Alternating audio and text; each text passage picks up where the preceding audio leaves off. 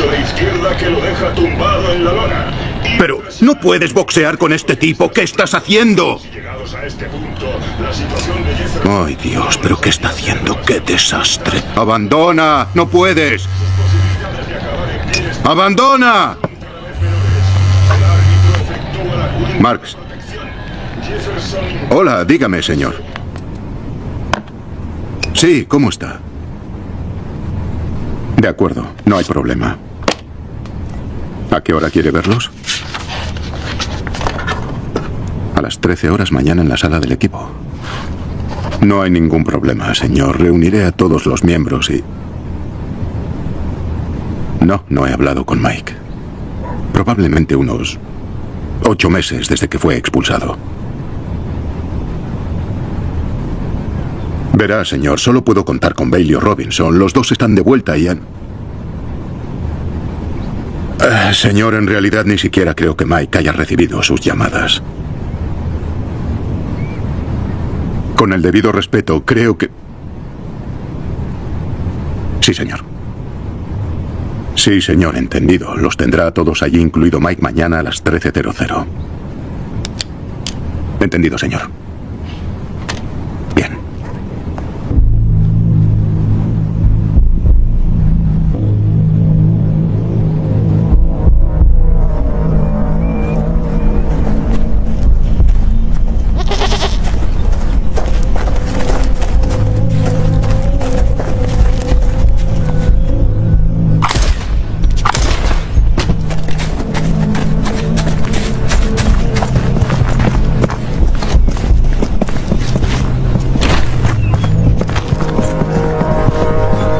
Queremos que se comunique con su primer ministro. Explíquele que ahora yo tengo el control.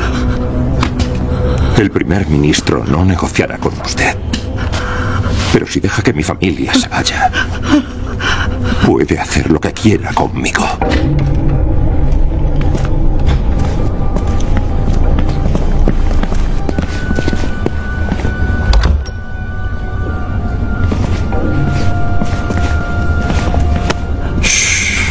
Tranquila, cariño. No soy tonto. Es usted muy importante para su gobierno.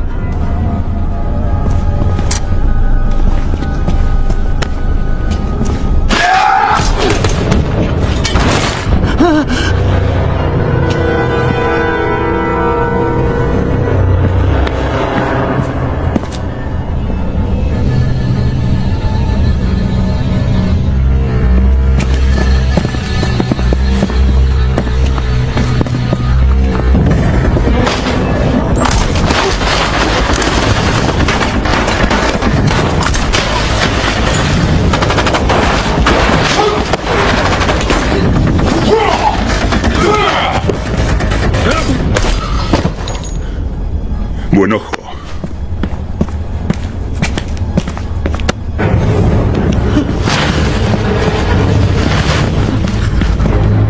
Quieto, Mobladi. Mátate, hombre, lo juro. Cabrón, debería reventarte aquí mismo.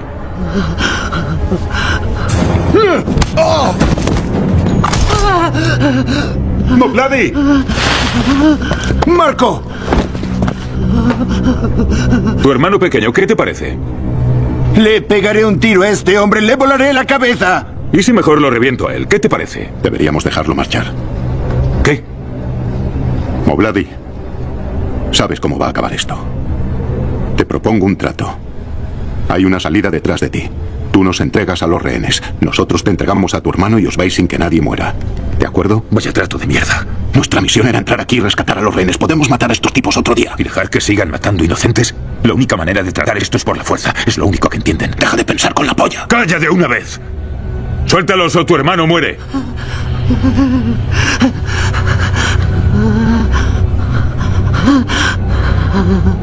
Dejad que Marco venga primero.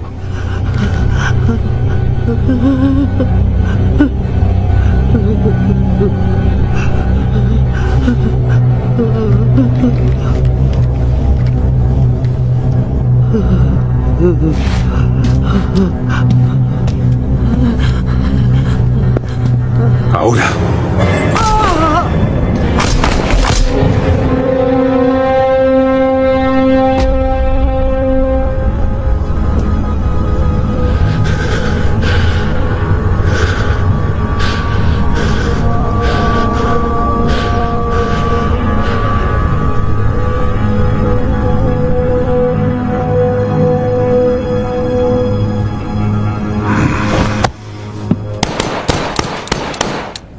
¡Ey! Muy bien, Meredith. Creo que a ese le he dado en toda la cabeza. No voy a tener que volver a preocuparme por esos gamberros. Voy a ser como Charles Bronson. Alégrame el día, cabrón. Preferiría no haber oído eso, pero está bien. Estás mejorando mucho. Esta vez has dado en el papel.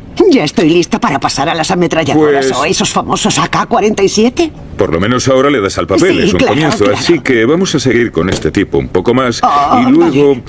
Sí, Vale. y ya hablaremos de pasar a las ametralladoras. Vale, está bien. No quiero dar un gatillazo. Sí, ¿Lo pillas? me parece bien. Un chascarrillo mío. Ya.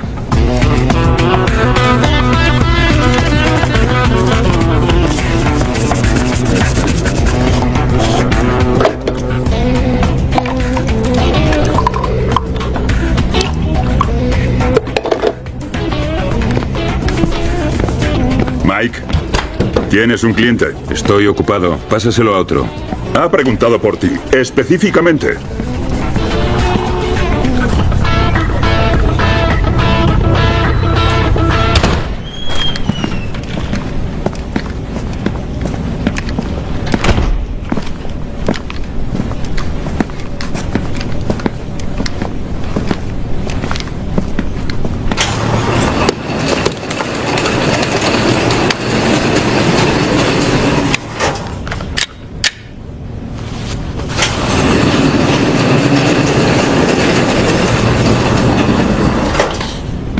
Necesitarás un telescopio para darle.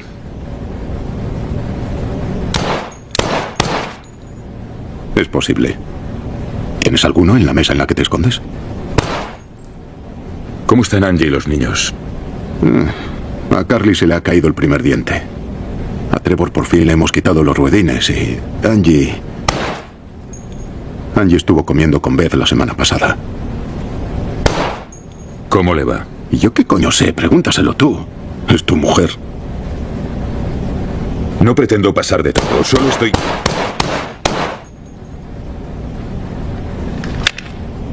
Debiste hacerme caso. Te llamé. No, Mike. Eso no fue una llamada. Fue una reacción. Eres muy impulsivo, hermano. Siempre lo has sido. Como papá. ¿Vamos a empezar otra vez? Hiciste que mataran a un hombre, igual que papá.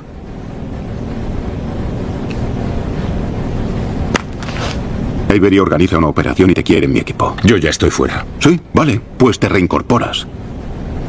Nos reuniremos a las 13:00. No faltes. Es una orden.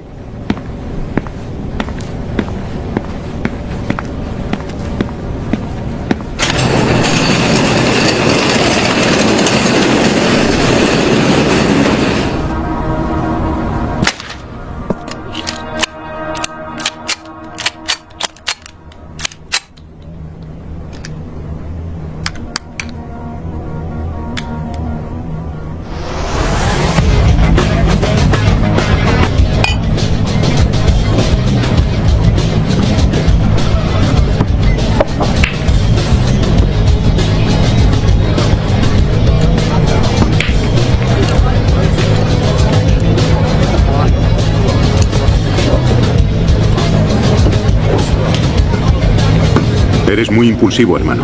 Siempre lo has sido, como papá. ¿Vamos a empezar otra vez? Hiciste que mataran a un hombre igual que papá.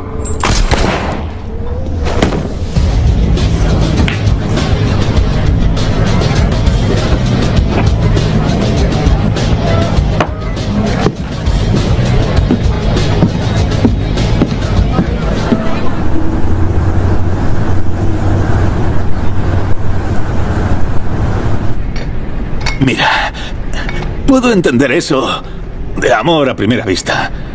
Pero lo que digo es, ¿cómo sabes que esa chica es real? Porque no tienes más que una foto. Es real. Teniente, ¿has visto alguna vez a la presunta novia lituana de Thorpe? Es letona. Y no es mi novia. ¿Quieres decirme que aún no has intentado nada? A su debido tiempo. A ver si lo he entendido. Estás viendo a una chica comunista de donde mierda sea, que crees que es real porque la has visto en una foto y no has tenido las pelotas de intentar nada aún. A su debido tiempo. Lo siento por ti, Thorpe. De verdad que sí. ¿Sabes? Creo que vas a ser el primer Navy SEAL de la historia que muera virgen. A menos que las mujeres no sean lo tuyo, en cuyo caso... La Armada es bastante inclusiva hoy en día. Eso es verdad. He visto cómo me miras cuando hago ejercicio y no he dicho nada. Pero... tampoco puedo reprochártelo. Tus batidos de proteínas llevan mucha sacarina. Ah, cielo santo, no. Cuidado con los edulcorantes artificiales. Esos compuestos son altamente adictivos. Cuando a las ratas se les dio la opción, eligieron los edulcorantes a la cocaína. A la cocaína. Y además...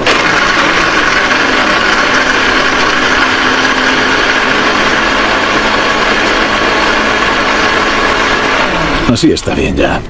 Como profesional médico, deberías cuidar más tu salud. Esta batidora es una basura. Menuda mierda las opiniones de Internet. Teniente, ¿de qué se trata esta vez? ¿Por qué tanto secreto?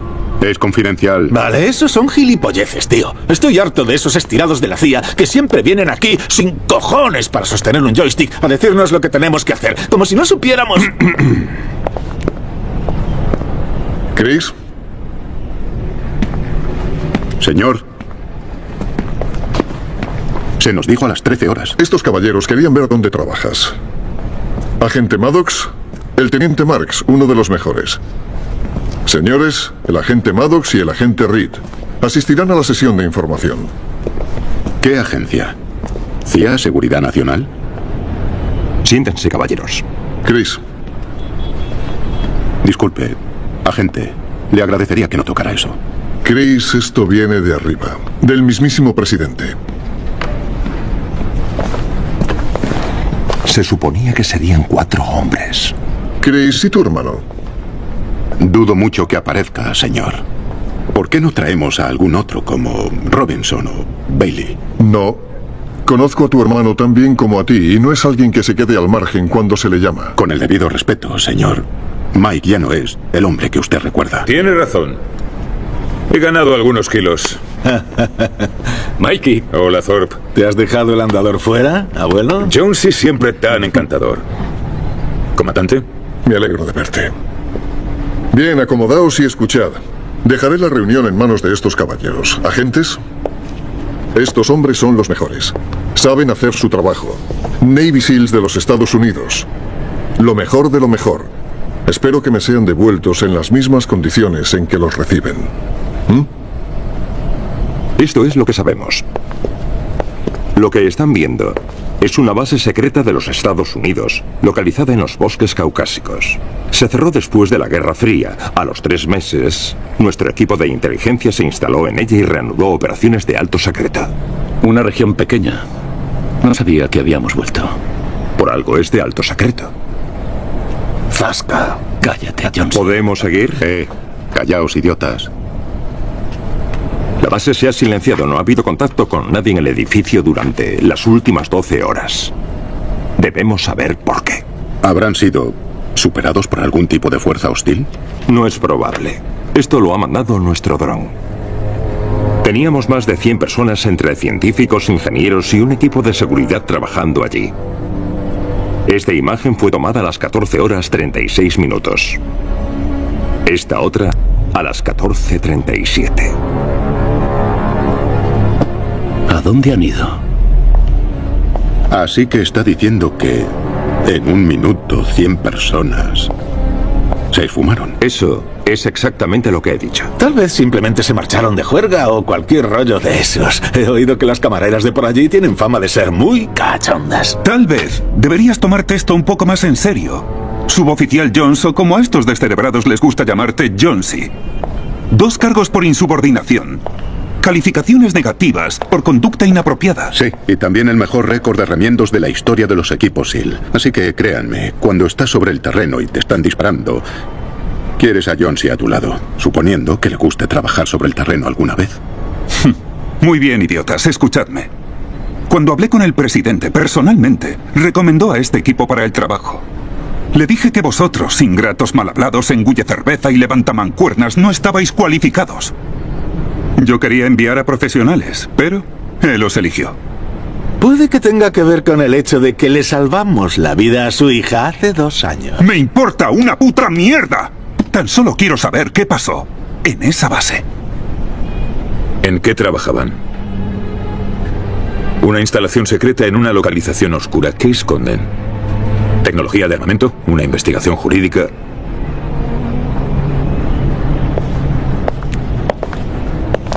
Es clasificado.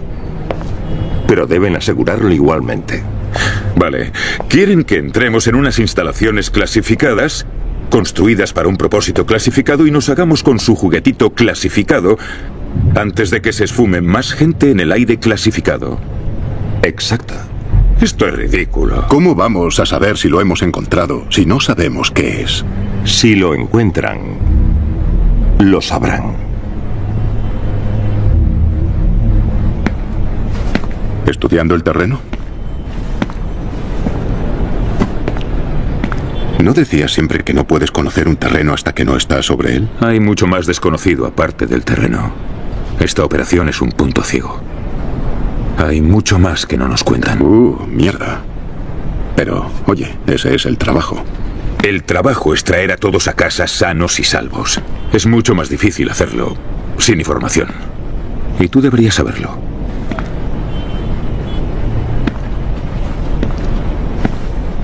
Está bien, escúchame. Tenemos que aclarar algo antes de salir a completar la misión.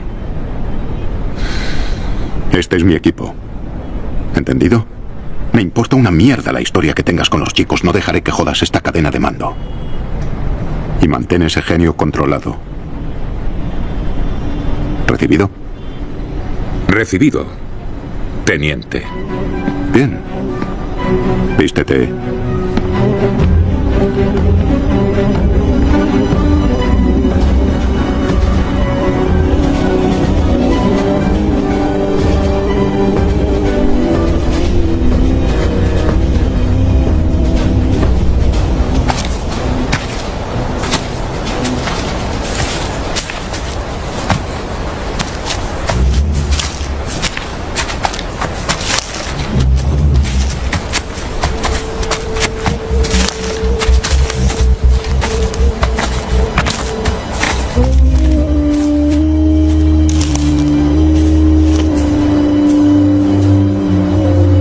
Bien, chicos. Estamos a 500 metros. Mike y yo mantendremos la dirección.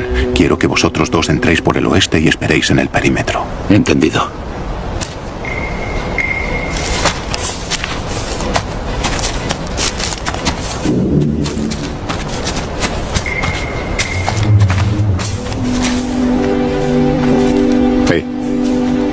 ¿Estás bien? Sí, estoy bien. Saca la cabeza del culo. Te necesito aquí.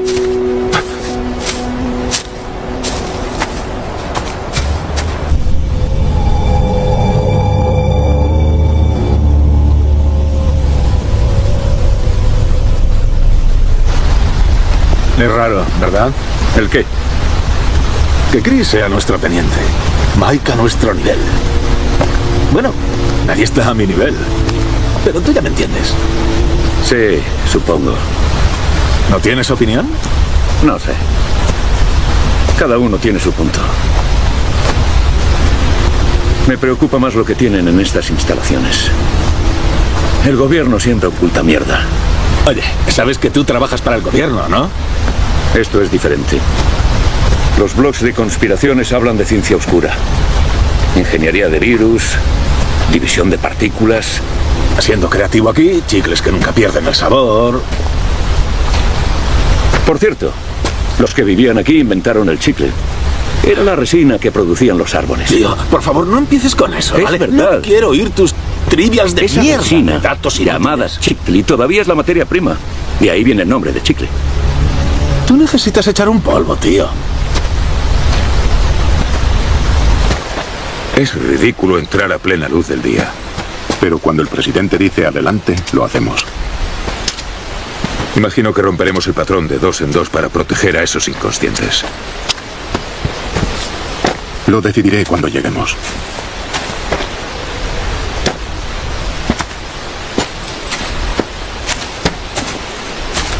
Ahí dice que era una fábrica de perfumes. Pues a mí solo me huele a mierda. ¿Oyes eso?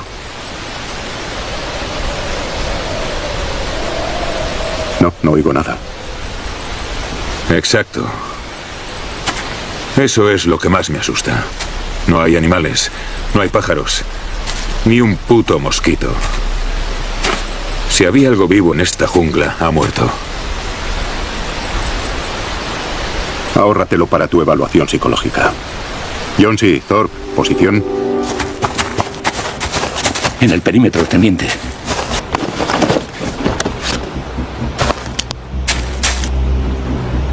Dame una visual.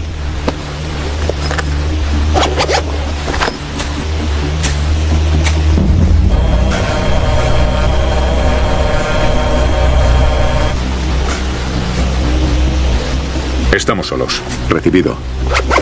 Bien, señores, vamos a entrar. Tengo la visual de lo que parece una especie de vestíbulo. ¿Entrar por el frente? Sí, entramos por el frente. Eso es de novatos, hay que entrar por atrás. Vas a tocarme las ¿Pero qué pelotas, dices? ya basta, Mike. ¿Basta de qué? Estoy harto de que cuestiones cada una de mis decisiones, tal cual que yo estoy harto. Detesto que papá y mamá discutan. No es buena idea. Es mi misión y se hará a mi manera. Si no te gusta, vete de vuelta a casa. Ya te lo advertí. Como he dicho, caballeros, entraremos por el frente. Mantengan la cabeza fría. Vamos. Detrás de ti, princesa.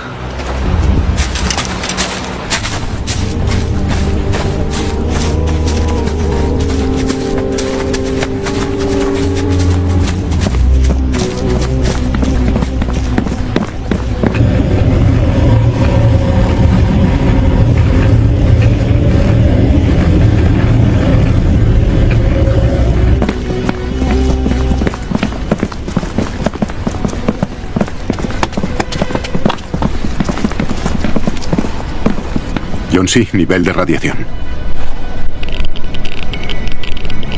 Por encima de lo normal, pero por debajo del punto en que se nos caería la polla. Es seguro. Thorpe, timbra.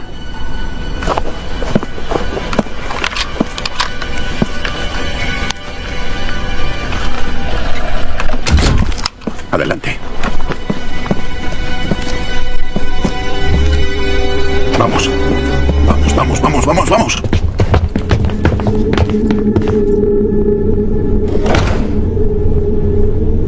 ¿Alguien ve por aquí científicos muertos?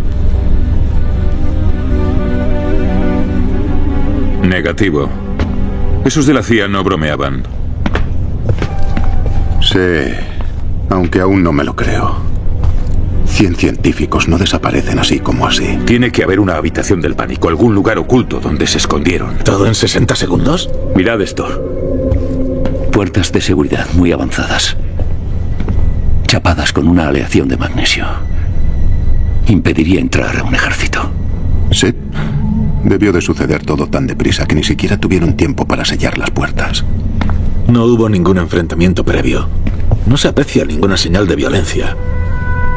Creo que estamos leyendo mal todo esto. Tal vez lo que pasó aquí no vino del exterior. Tal vez se originó aquí dentro.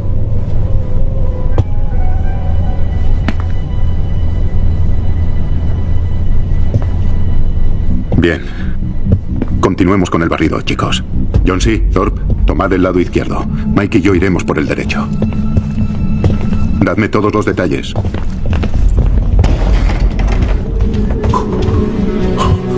¿Qué dicen tus blogs conspiranoicos de toda esta mierda? No lo sé. Nunca he oído hablar de nada de esto.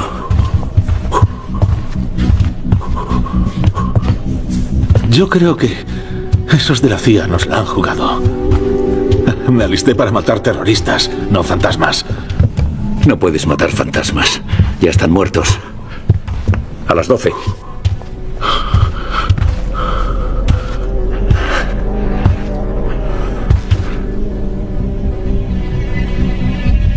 ¿Qué coño es eso? Parecen cenizas. ¿Qué significa? Actúas como si supieras qué pasa.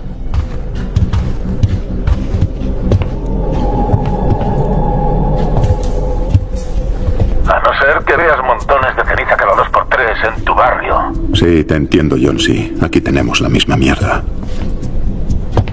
Mira esto.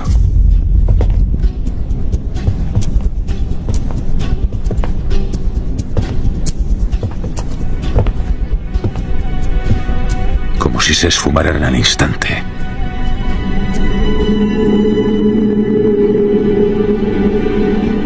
Manteneos alerta. Revisemos por atrás.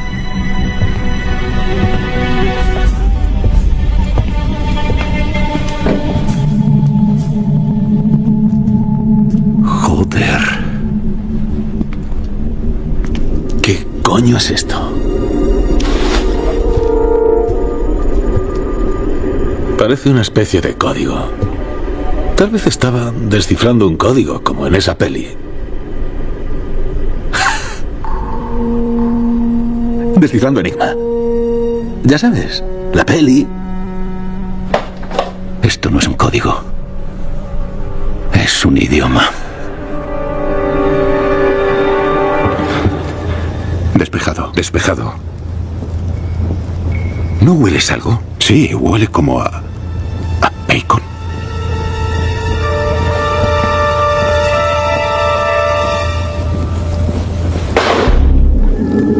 Teniente, tenemos algo. Recibido, Jonesy. Os necesito en el sector noreste ahora mismo. No estamos solos.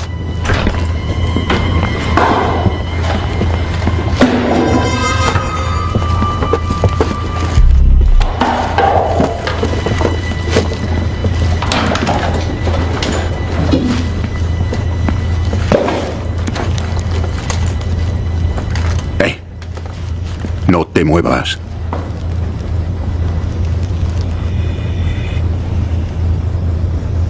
Somos Navy SEALs. ¡Maldito sea! Tenemos un objetivo en el ala norte, repito, un objetivo en el ala norte. ¡Alto! ¡Alto!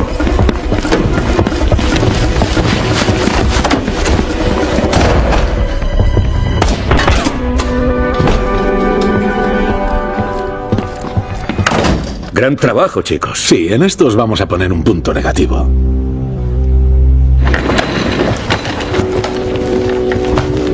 Quitadle la máscara. Calma. Hemos comprobado que el aire no está contaminado. Menos por el aliento de Thorpe.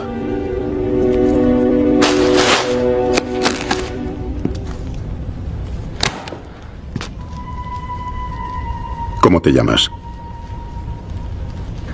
Isabela. ¿Cómo? Isabela Ferreira. Lo comprobaré. ¿Qué haces aquí, Isabela? Pesquisas de sol. En mi idioma, por favor. Análisis del terreno, pero eso no importa ahora.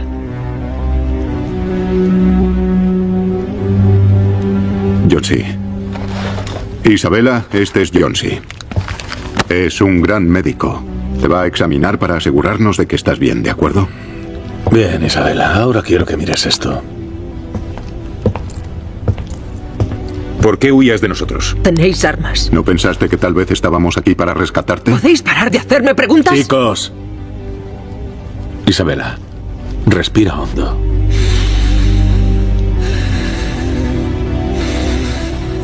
Creía que erais otra cosa.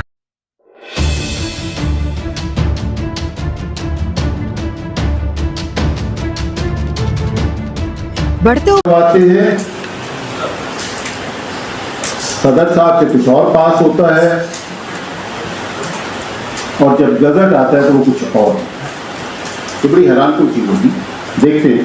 और ये हम बड़े पुराने साहब, ये जरा देखिएगा, finance act 2019, जब FBR के चेयरमैन हमारे ही प्रोफेशन के मोहतरम शबर जैदी साहब। अब इसमें दो चीज़ें आपके सामने यहाँ पेश हो रही हैं। एक है फाइनेंस बिल जो पेश हुआ, उसमें दायरे में अगर आप देखें तो इसमें क्या लिखा हुआ है कि ये जो टैक्स लग रही है primarily it is first schedule of income tax ordinance, उसमें अमेंडमेंट की बात हो रही है कि इसमें जो प्राइवेट व्हीकल्स थी उसके लिए जो बिल पेश हुआ उसमें लिखा हुआ था कि this shall be tax rupees per seat पर एन। आपको पता है प्राइवेट व्हीकल्स के लिए पर सीट पर एन नहीं हो। ये जो कमर्शियल व्हीकल चल रही होती है उनके लिए पर सीट पर एन। फिर दूसरी राइट साइड की स्लाइड में इसमें अगर आप देखते हैं तो उसमें that is the bill which was passed by the parliament, उसमें भी आपको क्या नजर आ रहा है, यही लिखा हुआ है कि पर सीट पर एन। अब जरा आगे चलते हैं कि इसके साथ हुआ क्या। ये आपके पास गजट की 2 कॉपीज, मेरे लिए तो ये परेशान कौन है, आपके लिए शायद इंटरेस्टिंग हो। इसमें 2 गजट्स की कॉपीज मैंने लगाई हैं। पहला जो लेफ्ट साइड पे है, अगर आप सबसे नीचे इसका देखिए तो इसका पेज नंबर इज 1। बाकी ऊपर देखिए इट वॉज एक्ट 5 of 2015 जो 2019, डेट ऑफ इश्यूएंस वाज 30 जून। इसके ऊपर टॉप पे देखिए तो इसका रजिस्ट्रेशन नंबर इज 302। अब जरा राइट साइड वाले भी चलेंगे, same registration, same date of issuance, same number of the act, लेकिन नीचे जरा पेज देखिए, पेज नंबर इज 101।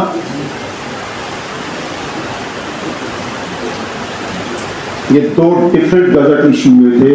पहला पेज नंबर 1 से शुरू होता था, उसी एक्ट के लिए जो फाइनेंस एक्ट 2019 है, और दूसरा 101 से शुरू होता है।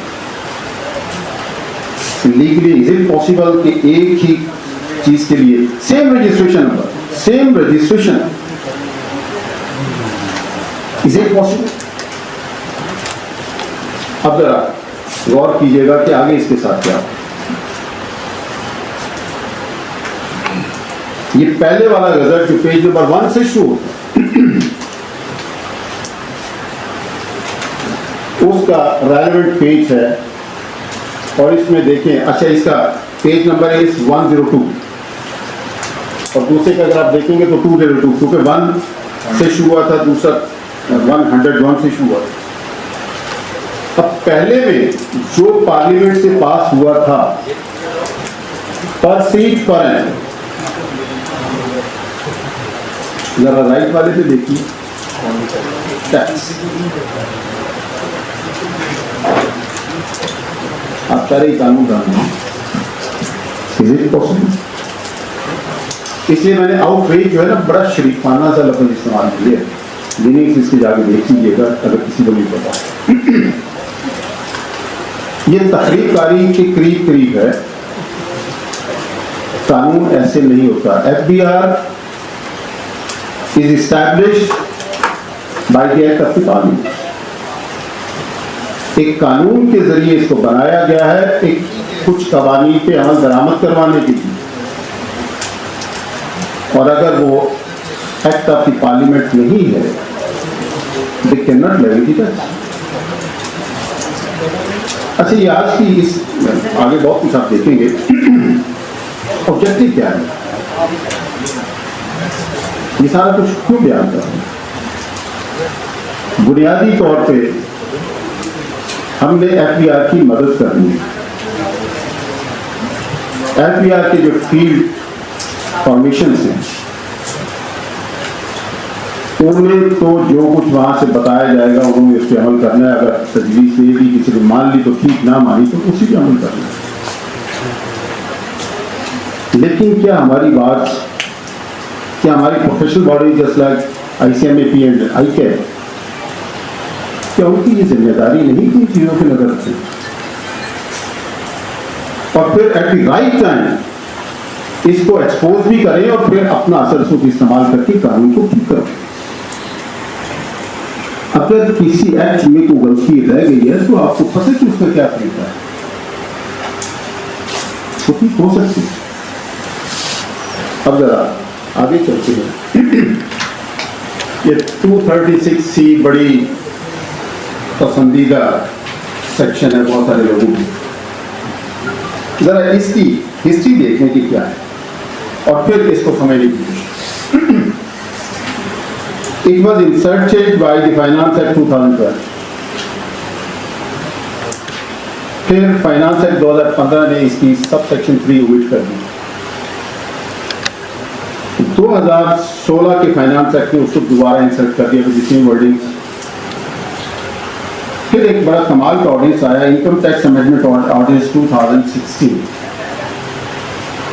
इसने बहुत सारी अमेंडमेंट्स की और इसने सब सेक्शन 4 भी इंसर्ट की, लेकिन इसके साथ हुआ क्या, it lapsed on 11th August 2016 when it was presented before the National Assembly। और आप जानते हैं कि जब ordinance is laid before the national assembly उस दिन वो लैप्स कर जाए, या 120 डेज अगर पूरे हो जाते हैं तो भी लैप्स करते हैं। तो ये लैप्स हो गया, तो इसका मतलब क्या है, इसके थ्रू जितनी अमेंडमेंट्स इंट्रोड्यूस हुई थी वो सारी की सारी आगे चलो। Tax laws amendment ordinance 2016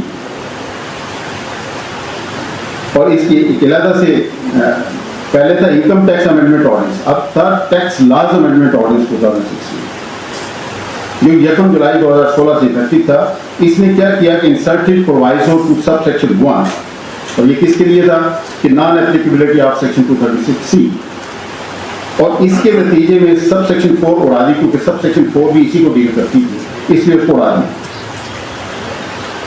this ordinance was valid up to 28 December 2016, और फिर पार्लियामेंट में एक रेजोल्यूशन के तवज्जो से इसको एक्सटेंड किया गया 26 अप्रैल 2017, और उसके बाद ये लैप्स करती है।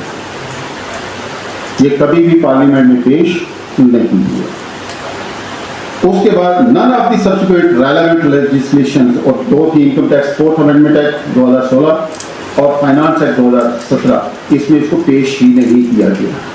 इसका मतलब क्या है कि जितनी अमेंडमेंट्स इसने टैक्स लॉज अमेंडमेंट ऑर्डिनेंस 2016 में इंट्रोड्यूस करवाई थी वो भी सारी खत्म।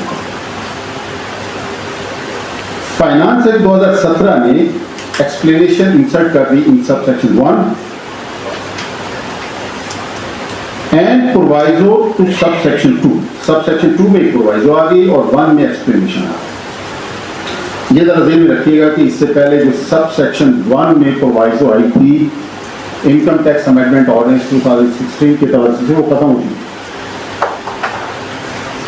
फिर टैक्स लॉज अमेंडमेंट ऑर्डिनेंस फिर एक और ऑर्डिनेंस 2021 ने क्या किया, it inserted second proviso to sub section 1।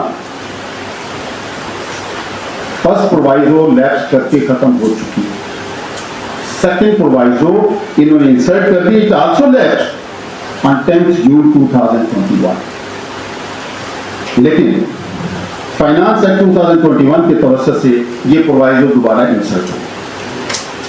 इसका मतलब ये लीगली जो सेकंड प्रोवाइजो जिसे कह रहे हैं actually that is the only proviso. Then finance act 2022 ने ओमिट कर दिया सब सेक्शन 3 को, आगे 23 वाले ने 2A कर दिया। अब जरा कमाल की चीज है, that is finance act 2024 latest पिछला। It made certain amendments in the first proviso in subsection 1. Subsection 1 जिसका वजूद ही नहीं है, जो कॉन्स्टिट्यूशनली खत्म हो चुका, उसमें कई अमेंडमेंट इंट्रोड्यूस किया, और चूंकि आईनी तौर पर उसका वजूद ही नहीं था, इसलिए उसमें कोई अमेंडमेंट भी नहीं हो सकती। अब उसका अंजाम क्या होगा, ये है एक्चुअल जो इस वक्त आईनी तौर पे एग्जिस्ट करता है। सब सेक्शन 1 ऑफ सेक्शन 236C, इसमें जो रेड विद फर्दर का लफ्ज है वो फालतू है, लेकिन चूंकि आइन में लिखा, उसमें एक्ट में लिखा हुआ था, इसलिए इसमें दाखिल कर दिया। दूसरी तरफ क्या किया, या तो ये FBR का वर्जन प्रोवाइजो एग्जिस्ट कर रहा है, फर्स्ट प्रोवाइजो जिसमें सारी तब्दीलियां भी होंगी। और एक और चीज आप जानते हैं कि एक्सप्लेनेशन किसी भी सेक्शन, सब सेक्शन या क्लास के एंड पे होती है, थोड़ी पहले। उनके वर्जन के मुताबिक एक्सप्लेनेशन पहले है और प्रोवाइजोस बाद में। तो ये है, ये बेसिकली तखरीबकारी है जो कि लॉ। अगर इसकी सब सेक्शन 4 पे जाते, सब सेक्शन 4 एक्चुअल जो है वो आपके सामने है, और दूसरी तरफ रेड कलर के साथ आपको एक चीज नजर आ रही है। जरा ऊपर देखिए, क्लास A में भी यही फिक्रा लिखा हुआ है।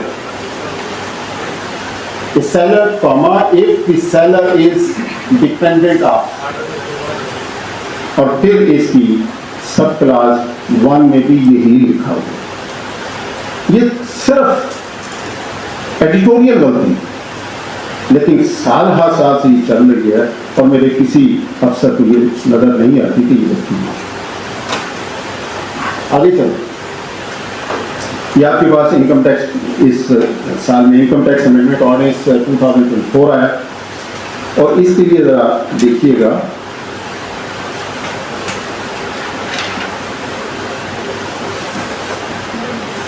कि ये लैप्स कर गया 24 अप्रैल 2025। इसकी सारी की सारी अमेंडमेंट्स जो हैं, ये 2025 का इनकम टैक्स अमेंडमेंट एक्ट 2025 आया, उसमें सारी की सारी इनकार कर दी। लेकिन जरा अंडरलाइन डेट देखें, this was pass by national assembly on 16 May, assented to by the president on 25th May and it was notified on 11th June। Urgency बढ़ी थी, ऑर्डिनेंस भी है और सूरत हाल ये है कि पास 16 मई को हो गया, लेकिन प्रेसिडेंट साहब के पास 9 दिन लगे और उसके बाद आगे 14-15 दिन लगे उसको नोटिफाई। अब इसमें जो देखने वाली चीज,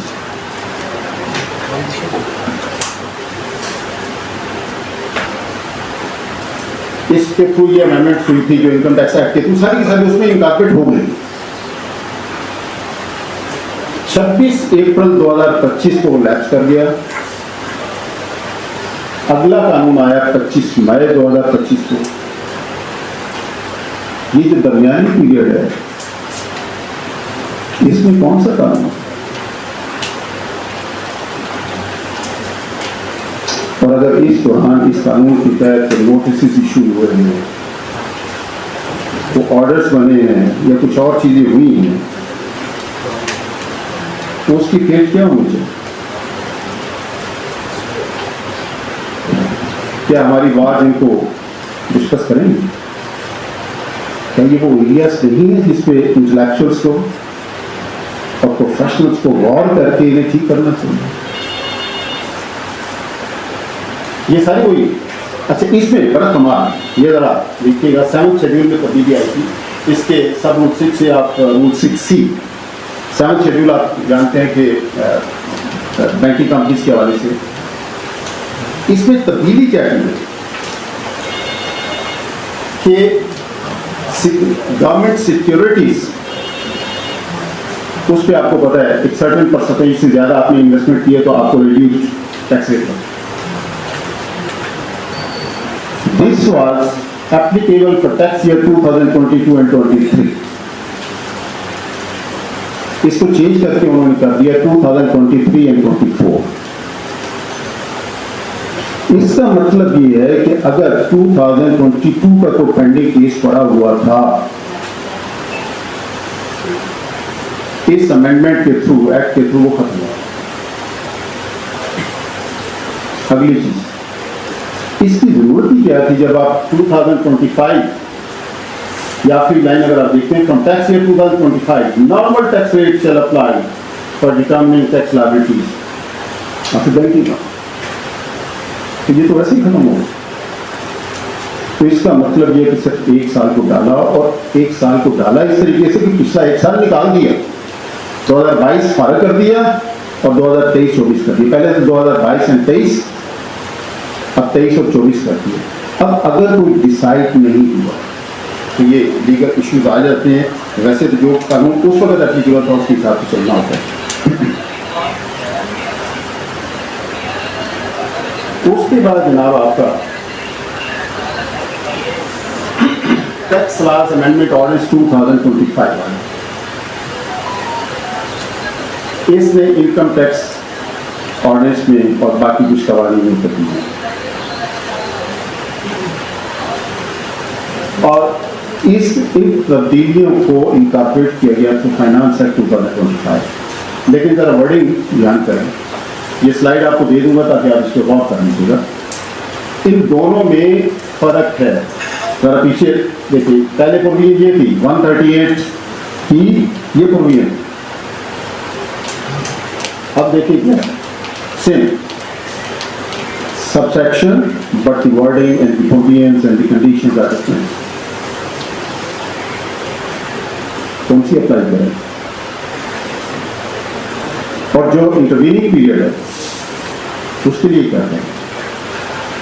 यही सूर्याल आगे 146A में यही सूर्याल, अगर आप देखें तो वर्डिंग आपको डिफरेंट नजर आती है, ठीक है? पहले ये है, अब उसी की ये वर्डिंग। तो ये बड़े सीरियस इश्यूज हैं जिन पे गौर करके और आपको देखना पड़ेगा कि इस पर्टिकुलर लम्हे पे आपके क्लाइंट का क्या स्टेटस है, उसमें कौन सा कानून, और बीच में जो पीरियड है जिसमें कानून नहीं था, अगर उसमें ट्रांजेक्शन हुआ तो ये टैक्स एफआईआर नहीं लगा सकते, क्योंकि कानून के थ्रू ही लगाना है, कानून के बगैर नहीं लगा सकते। ऐसे ही 175C सेम, अगर आप देखें तो इसमें आपको तब्दीलियाँ, अच्छा 175C में ऑर्डिनेंस के तवज्जुह जो लिखा गया कि आप कर सकते हैं, ये कर सकते हैं, लेकिन मकसद उसमें नहीं था। और जब ये फाइनेंस एक्ट बना तो ये नीचे अंडरलाइन देखें फॉर डिटरमिनिंग टैक्स पेबल, तो इससे पहले जो था इसका मतलब ये कि that can not be used for determining tax payable. क्या आगे चलो, फेडरल एक्साइज एक्ट में सेक्शन 27(4) ये सारी उसके तवज्जुह से जो फाइनेंस एक्ट और ये टैक्स लॉज अमेंडमेंट ऑर्डर्स 2025 की प्रोसेस की थी। इसमें क्या है कि एडवाइस किसको करना है? मे एडवाइस एनी ऑफिसर और employ of the federal government और provincial government to exercise the powers and perform the functions of the officer of inland.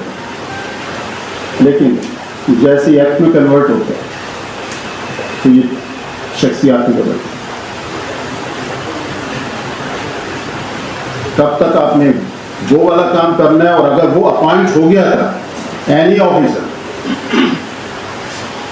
और उसने परफॉर्म करना शुरू कर दिया और अब भी कर रहे हैं, अब तो सूरत है कुछ और है। अब अगर आप देखें तो इसमें क्या है कि we advise any officer of revenue department,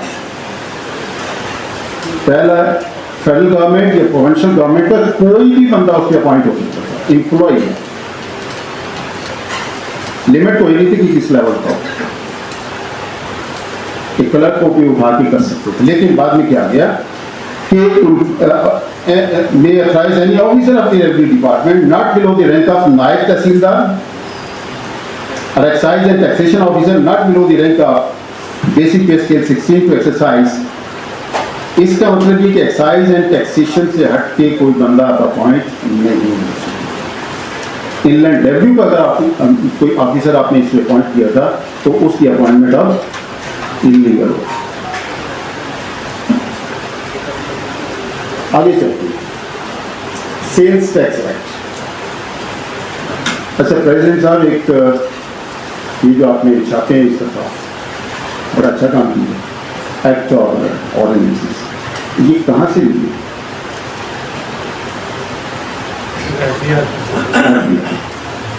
मुझे भी यही गुमान। अब देखते हैं कि इसमें जरा वर्डिंग पढ़े, क्या खूबसूरत है। ये फाइनेंस एक्ट की section 71F, for the existing class 9A the following shall be substituted, और नीचे 9A नहीं है, 9B एंड C है। अब 9A क्या है? इट इज ई इंटरमीडिएट, पर अगर आपने उसको उड़ा दिया तो आपके पूरे कानून में जहां जहां भी उसका जिक्र है वो खत्म हो। और इसमें दो चीजें, section 52A of the sale tax act और फिर chapter 13 of the sale tax rules, वो मरहूम हो जाते हैं। ठीक है। अच्छा जी, इसमें प्रेसिडेंट साहब जो आपने छापा उसमें यही है, उसमें क्या हुआ है? ये भी 2 वर्जन आ चुके हैं, दोनों मेरे पास मौजूद हैं।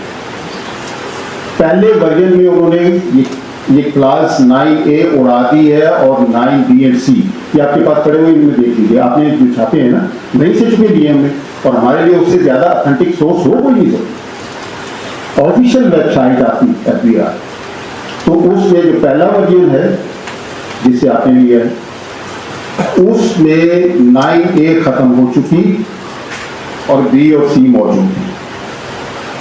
और जो आज मैंने चेक किया, जो वर्जन पड़ा हुआ है FBI की साइट पे, उस पे 9A भी मौजूद है और B और C भी मौजूद है।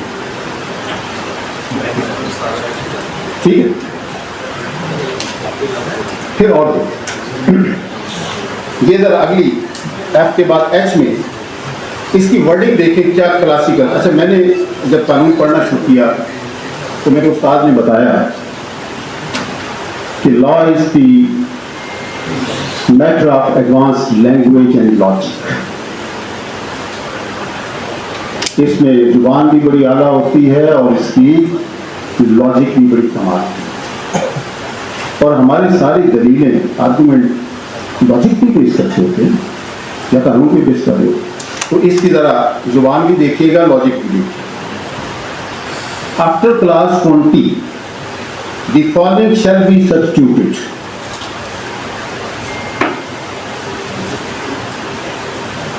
अंग्रेजी जिसको ज़्यादा आती है वो इसका तर्जुमा कर। सब्स्टिट्यूशन किसी चीज़ की होती है,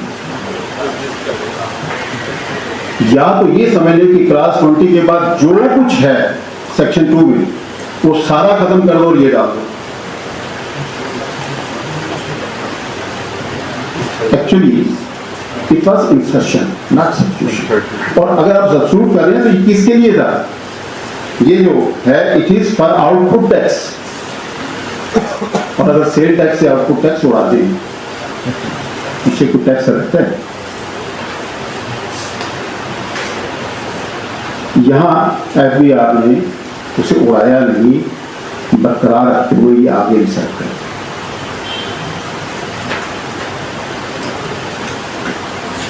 अच्छा जी,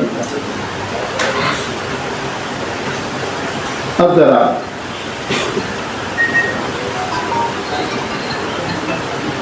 ये देखें जरा 8B।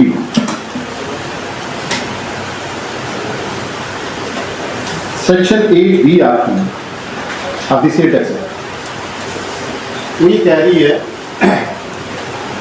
कि in case of Tier 1 retailer, in case a Tier 1 retailer does not integrate his retail outlet in the manner as prescribed under subsection 9A of section 3, तो उसका इनपुट टैक्स अलाउंस जो है वो 60% कर देगी सारा निकलेगा। ठीक है, फाइनेंस एक्ट 2025 में अगले कॉलम में देखिए, उसने वो प्रोवाइजो 9A की उड़ा दी जिसके तवस्सुत से Tier 1 रिटेलर को इंटीग्रेट करने के लिए कानूनी तौर पे पाबंद करते। अब 9A ऑफ सेक्शन 3, उसमें किसी नोयत की कोई इंटीग्रेशन एग्जिस्ट ही नहीं। अच्छा, अगर आपने वहां जवाब दिया, हालांकि इस वक्त सबसे ज्यादा शोर शराबा आपको पता है इंटीग्रेशन पे चल रहा है, उसकी डेट एक्सटेंड हो रही है, बार बार हो रही है। तो अगर सेक्शन 3 की जो charging section of receipt except है, उसकी 9A में से आपने वो प्रोवाइजो उड़ा दी जो पाबंद करती थी कि वहां रिटेलर को कि वो इंटीग्रेट करवाए अपने रिटेल आउटलेट्स को, वो खत्म हो गई। तो सेक्शन 8B की सब सेक्शन 6 कहाँ रहती है? तो उसमें लिखा हो कि as prescribed in sub section 6 of section 8B,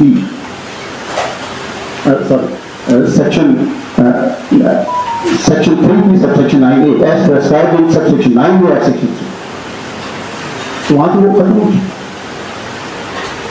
क्या करें आप लोग कानून बनाना, आप बेहतर समझते हैं कि क्या करें। फाइनेंस एक्ट जैसे 2019 में हुआ था, इस वक्त भी उसके 2 वर्जन मेरे पास मौजूद हैं, 2 गजेटेड वर्जन। किसके लिए? क्या इतनी लापरवाही से काम है? ऐसी कानून साजी इस तरीके से अब यह टैक्स लगाएगा। इसमें ये 2 पेजेस मैंने यहाँ पेश किए हैं। एक पेज जो है जिसमें फाइनेंस एक्ट का जो कवानीन को तब्दील करने वाला पोर्शन है उसका आखिरी पेज है, और अगर आप देखें तो उसके आगे कोई, और ये था किसका, that is new energy vehicles adoption levy act 2025। ये जो पहले पेज पे आपको नजर आ रहा है ये इसकी आखिरी सेक्शन है जो इस पर डिस्कस की है, और उसकी चार्जिंग सेक्शन में ये कहा हुआ है कि this levy shall be charge as provided in the schedule attached to this particular act। ये आखिरी पेज मैंने इसका दिया है, इसमें आपको किसी किस्म का कोई शेड्यूल नजर नहीं आता। और फिर उस पूरे गजट का आखिरी पेज जिसमें आपको पता है कस्टम्स एक्ट के शेड्यूल वगैरह ऐड किए जाते हैं, 507 उस पर भी देखिए ताहिर साहब के सिग्नेचर मौजूद हैं, और इसमें भी कोई आपको नजर नहीं आता। अब जरा फनकारी ये second gazette, second version of the gazette issued by FBR, इसके आखिरी पेज, अच्छा वहां तो इतनी गुंजाइश नहीं थी, इन्होंने आखिरी पेज पे, ये आपको पता है कि गजट जब इशू होता है अगर उसका एक ही सफा तो पेज 1 और 2 पीछे खाली भी गिना जाता है। 507 पे इन्होंने अब याद है कि हमने तो इस पर लगाई ही नहीं है शेड्यूल, तो वहाँ ये ठोक दिया। अब जरा आप देखें, पहले देखें कि ये कहाँ खत्म हो रहा है, अब अगला वहीं से शेड्यूल शुरू। मैंने इस पे जितनी रिसर्च की उसमें क्या था कि ये फाइनेंस बिल में शामिल नहीं था, ये amendments in the finance bill में शामिल नहीं था। अच्छा, इस दफा कमाल ये है कि finance bill and amendments in the finance bill, इन दोनों को मिला के देखें तो finance act pass by the parliament coincide नहीं करता। इसका मतलब ये कि बीच में कुछ ऐसी चीजें भी मौजूद हैं जो कैबिनेट से अप्रूव किए बगैर आपने finance bill as approve by the parliament कर दी, उसमें ये भी डाल दें, उसमें भी नहीं। Then the act pass by the assented to by the president, उसमें भी नहीं है। जो फर्स्ट गजट इशू हुआ उसमें भी नहीं है, और बाद में होश आई तो एक नया गजट, सेम पेज नंबर, ये जरा ध्यान में रखिएगा, पेज नंबर सेम है, उसके साथ कर दिया। क्या इसको चैलेंज नहीं करना चाहिए? कि आप कहां से लेके आए? क्या कानून के बगैर टैक्स लग सकता है? और क्या कानून ऐसे होता है कि जो पार्लियामेंट ने पास न किया हो, जो प्रेसिडेंट ने असेंट न किया हो, जो आपने गजट किया हो उसमें शामिल ना हो, तो फिर एक और गजट जारी करके ये काम करते? यही सूरत हाल पिछले साल से शोर शराबा मचा हुआ है टीचर्स एंड रिसर्चर्स रिलेट किया। इसकी भी कमाल हमारे यहाँ है। ये बेसिकली क्लास 1 और उसकी सब क्लास 1 और 2 है। इसमें अगर आप देखें तो क्या हो रहा है, ये आपके सामने, कभी इसको क्लास कहते हैं, कभी सब क्लास कहते हैं, कभी क्लास कहते हैं, कभी सब क्लास। क्या को नहीं पता कि ये क्लास है, ये सब क्लास है। इसमें ये अगर आप देखें 1 के 1 2 3 4 5 जगह पे ये सब क्लास है और 3 जगह पे ये क्लास है। उसी ने अमेंडमेंट होगी। आगे देखिए, सब क्लास 2 जो है उसमें 3 दफा क्लास, सब क्लास का लफ्ज़ इस्तेमाल हो रहा है, चौथी दफा जब अमेंडमेंट्स कर रहे हैं क्लास को, ठीक। ये 1A जो इंडिपेंडेंट क्लास थी उसके लिए भी कभी क्लास कहते हैं और 3-4 दफा उसे सब क्लास कहते हैं। इससे पता लगता है कि हमारे जो भी मेहमान वहां बैठे हुए हैं उनका काम सिर्फ और सिर्फ, अच्छा एफबीआर में फुल फ्लैज की बात में पहुंची है तो कानून को दिखता है, अमेंडमेंट्स को दिखता है, उसको फॉलो करता है, ड्राफ्टिंग करते, फुल फ्लैट डिपार्टमेंट, लेकिन उसे ये नहीं पता कि ये क्लास है, ये सब क्लास है। इसका मतलब कि नीचे स्टैनो साहब जो कुछ कर रहे हैं, बड़े से बड़े अफसर साहब वही। अच्छा, ये ज़रा देखें, इसके बाद एफबीआर ने ये 2022 के बाद जब ये टीचर्स एंड रिसर्चर का रौला मचा, अब तक 5 versions of income tax ordinance FBR ने इशू किए। वो डेट्स हैं, एक है 30 जून 2022 एंड 23-24 में मई में बहुत बड़ी तब्दीलियाँ हुई थी रेवेन्यू लॉस में, इसलिए फिर इलादा से अपडेटेड ये 6 मई 2024 को हुआ, देन 30 जून 2024 और अब 30 जून 2025। अब जरा देखें जरा, ये एक मैं आपको बता रहा हूँ 2022 के साथ क्या हुआ। अच्छा, ये दोनों वर्जन्स मेरे पास मौजूद, मैं कोई आसमान से तो नहीं लाया ना, एफबीआर से लाया। इस डेट को मैंने उसे डाउनलोड किया था, मेरे पास तो डेट मौजूद। अब इसी को देखें, पहले जो मौजूद था इसमें टीचर्स रिबेट मौजूद, और ये 22 में अमेंडमेंट हुई और नीचे लिखा हुआ है कि ये जो अमेंडमेंट्स हैं इसमें सब क्लास 1 उड़ाई गई। लेकिन 2024 में जब बहुत शोर शराबा मचा, दिसंबर 2024 में इन्होंने नोटिस इशू किए टू दी एजुकेशनल इंस्टीट्यूशंस के टीचर से आपने ये रिबेट के बगैर बिल होल्ड करना, तो शोर शराबा मचा यूनिवर्सिटीज। अच्छा, मुझसे भी किसी ने ओपिनियन दी, मैंने दोबारा उस वक्त कंफर्म करके फ्रॉम एफबीआर साइड, तो मैंने ये दी थी कि इस वक्त भी ये रिबेट अवेलेबल है। लेकिन हफ्ते बाद देखा तो ये राइट वाला वर्जन पड़ा हुआ था 2022 का भी, 23 का भी, 24 मई का भी और 24 जून का। इसमें होगा 4 साल बाद याद आया कि हमने 2022 में खत्म कर दिया। ये 23 का भी यही है, अगले का भी यही है, अगले का भी। अब जरा इसको थोड़ा सा ध्यान से देखिएगा, ये इधर लेफ्ट साइड वाले, ये 30 जून 2024 का है, इसको थोड़ा सा याद रखिएगा, कम से कम इसकी तस्वीर आपके देने होनी चाहिए किस किस्म की है, ताकि आगे आपको पता चले कि क्या हो। अब ये फर्स्ट वर्जन आप जो प्रेसिडेंट साहब आपकी किताब में मौजूद, उसमें क्या है, इसमें जो फ्लाइंग अलाउंस था जो 2022 में खत्म हो गया था, वो इसमें मौजूद है, वो आज आपके पास अवेलेबल है। ठीक है ना? एफबीआर का first version of income tax ordinance वो बताता है कि ये आपके पास आज भी मौजूद है। इसीलिए मैंने कहा था जरा ऊपर वाली को ध्यान में रखिएगा, वहां उड़ा हुआ है, वहां ये मौजूद नहीं है। लेकिन 2025 के फाइनेंस एक्ट के बाद जब करते हैं तो उसमें ये 2022 में जो उमिट हो गया था वो आज भी है। ठीक है, ये पूरे पूरा मौजूद। अच्छा, अब second version of income tax ordinance issued by FBR which is now available on the website. इसे भी मैंने आने से पहले, बस खत्म हो रहा है, इसे भी मैंने आने से पहले चेक किया। अब इस पर ध्यान करेगा, कमाल है। वो आपका फ्लाइंग अलाउंस वो खत्म हो गया क्योंकि पहले भी खत्म, लेकिन टीचर्स अलाउंस इन सब क्लास 2 एग्जिस्ट करता है। आपने जितने भी फाइनेंस एक्ट पे सेमिनार किए उसमें आपको पता चला कि टीचर्स रिबेट को खत्म हो।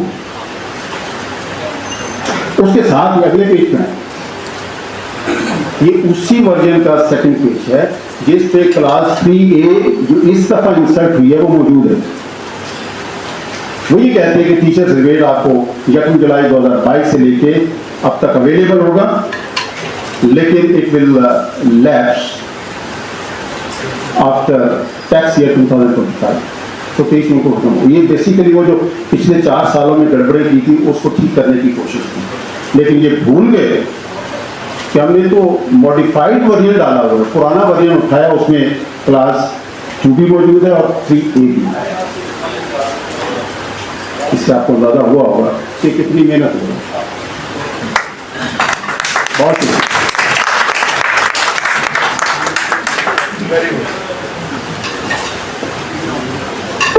Thank you so much Mirza Munawwar Hussain साहब।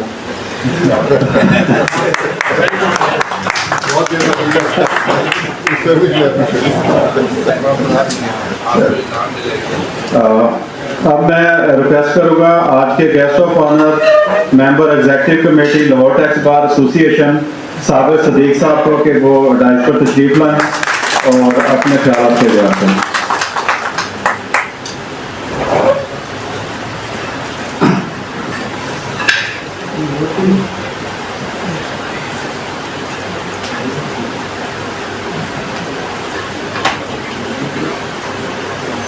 बिस्मिल्लाहिर्रहमानिर्रहीम। ऑनरेबल चीफ गेस्ट जनाब जाहिद सिकंदर साहब, मेंबर एपलेट ट्राइब्यूनल, मेरे मुअज़्ज़ज़ स्पीकरान मिर्ज़ा मुनव्वर हुसैन साहब और बैरिस्टर उसामा सादून साहब, मेरे नाम आज के टॉपिक पे अल्हम्दुलिल्लाह इन्होंने बहुत अच्छा एनालिटिकल जो है ना जी स्टडी की फाइनेंस एक्ट पे पिछले सालों को मद्देनज़र रखते हुए।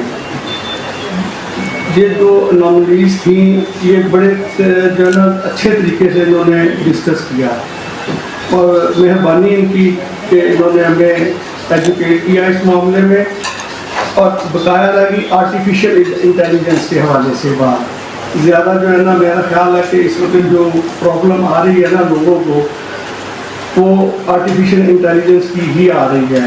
लोग इस वक्त इसका बेदरेग इस्तेमाल करने की कोशिश कर रहे हैं विदाउट गोइंग टू इसकी गेटिंग ट्रेनिंग लेने के बाद इसको करें। जब तक आपकी प्रॉपर ट्रेनिंग नहीं होगी आप इसका सही तरीके से इस्तेमाल नहीं कर सकेंगे, क्योंकि ये मेरे एक्सपीरियंस में मेरे दोस्तों ने मेरे साथ डिस्कशंस की कुछ मई और जून के महीने में।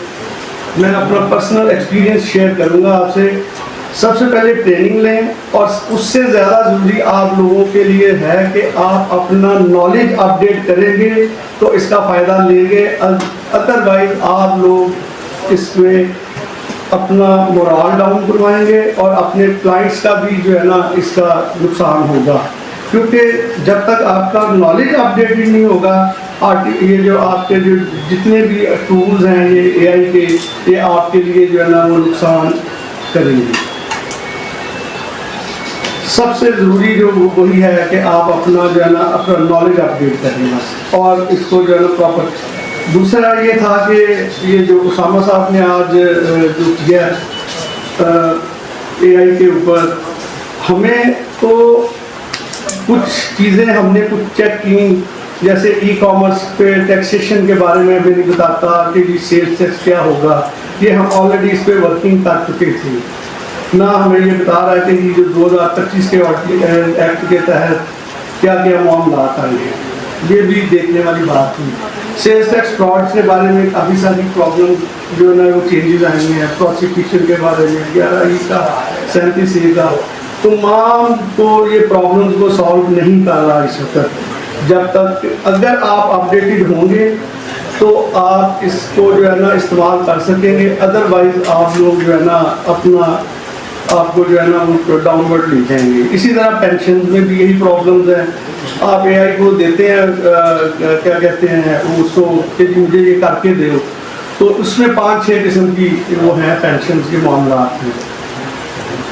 अपील फॉर्म्स भी अभी तक वो अपडेटेड नहीं है। अगर आपका नॉलेज अपडेट नहीं होगा तो एआई जो है ना वो आपको प्रॉपर तरीके पे ये गाइड नहीं कर सकेगी। तो ये ज़रूर कीजिएगा कि अब सबसे पहले अपना नॉलेज अपडेट करें और उसके बाद जो है ना इससे हेल्प लें, तो ये हेल्पफुल है। आपकी ट्रांसलेशन को ठीक कर देगा, आपके दूसरे मामला को भी ये ठीक करेगा। तो ये जो है इसको जो है ना सबसे पहले जो है ना प्रॉपर ट्रेनिंग लेनी है आपने इसकी। उसके बाद जो है और अपना दूसरे नंबर पे अपना जो है ना वो करे नॉलेज अपडेट। शुक्रिया।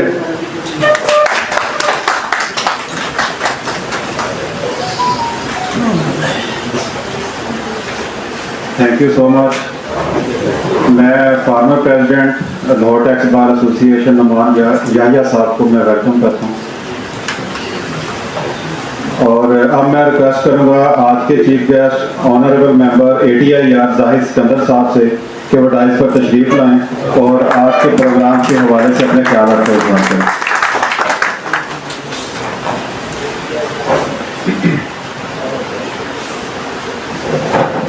Bismillahirrahmanirrahim. Honorable President, Tax Bar Association, Nasif साहब और उनकी कैबिनेट तमाम ऑनरेबल गेस्ट ऑफ ऑनर और ऑनरेबल स्पीकर्स, मेहमानान गिरामी और तमाम मुअज़्ज़ज़ अरकान बार, सबको अस्सलाम वालेकुम। सबसे पहले तो शुक्रिया प्रेसिडेंट साहब इनवाइट करने के लिए, क्योंकि एक वकील के लिए जब भी बार रूम में आना होता है तो वो ऐसे ही होता है जैसे वो अपने घर में आ गए। प्रिजाइडिंग ऑफिसर के तौर पर बड़ा कम मौका मिलता है, लेकिन जब भी आते हैं तो ऐसा लगता है वो होम स्वीट होम वाली फीलिंग ही आती है। तो बहुत शुक्रिया सबसे पहले इनवाइट करने के लिए, आप सबसे इंटरेक्ट करने के लिए। मैं अभी तकरीब के शुरू में प्रेसिडेंट साहब से बात कर रहा था कि जो अमल ये तालीम व तदरीस का टैक्स बार एसोसिएशन ने कुछ सालों से एक रवायत रखी हुई है कि बहुत शानदार अमल है। असल में जो बार एसोसिएशंस हैं उनका यही काम है कि आने वाले नए दोस्तों को, जो मेंबरान हैं और नए वालों को भी, एग्जिस्टिंग वालों को भी, वो उनकी तरबियत, उनके लिए नॉलेज अपना शेयर करें, उनको गाइड करें। और टैक्स बार के जो पैटर्न्स हैं, जो सीनियर मेंबरान हैं पाकिस्तान टैक्स बार के कायदीन अभी जो यहाँ मौजूद हैं, जो यहाँ मौजूद नहीं है, ये बड़ा अच्छा गुलदस्ता है जो एक लेके चल रहा है टैक्स बार एसोसिएशन को। ये जो नए आने वाले दोस्तों की तालीम व तदरीस तरबियत के हवाले से भी, और जो नए लॉज और नई चीज़ें आ रही हैं उनको अपडेट करने के हवाले से भी। ये लेक्चर्स का जो टॉपिक्स हैं बड़ा ज़बरदस्त दोनों टॉपिक्स रखे गए।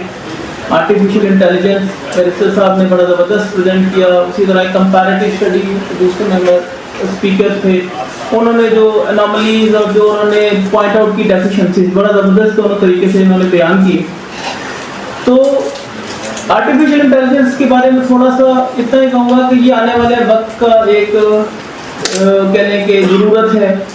जब भी कोई नई चीज़ आती है इस पर टाइम लगता है थोड़ा सा। जब पहले सुनते हैं जब स्पीकर आया तो बड़ी रेजिस्टेंस आती है, अब्जॉर्ब करना मुश्किल होता है, लेकिन वक्त के साथ साथ लोग फिर उसकी जब अफादियत देखते हैं तो फिर उसकी तरफ फॉलो करते हैं।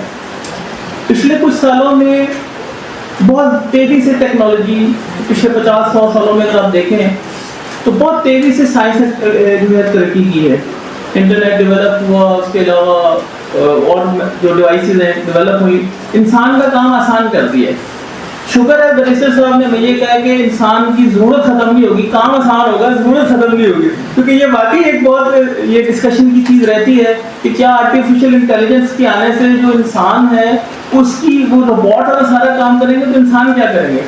तो thank you very much barrister साहब, आपने मैं हौसला दिया। कुछ दिनों पहले मुझे भी बता रहा था कि आप जजमेंट भी जो है वो राइटिंग के लिए आर्टिफिशियल इंटेलिजेंस की हेल्प ले लिया करें।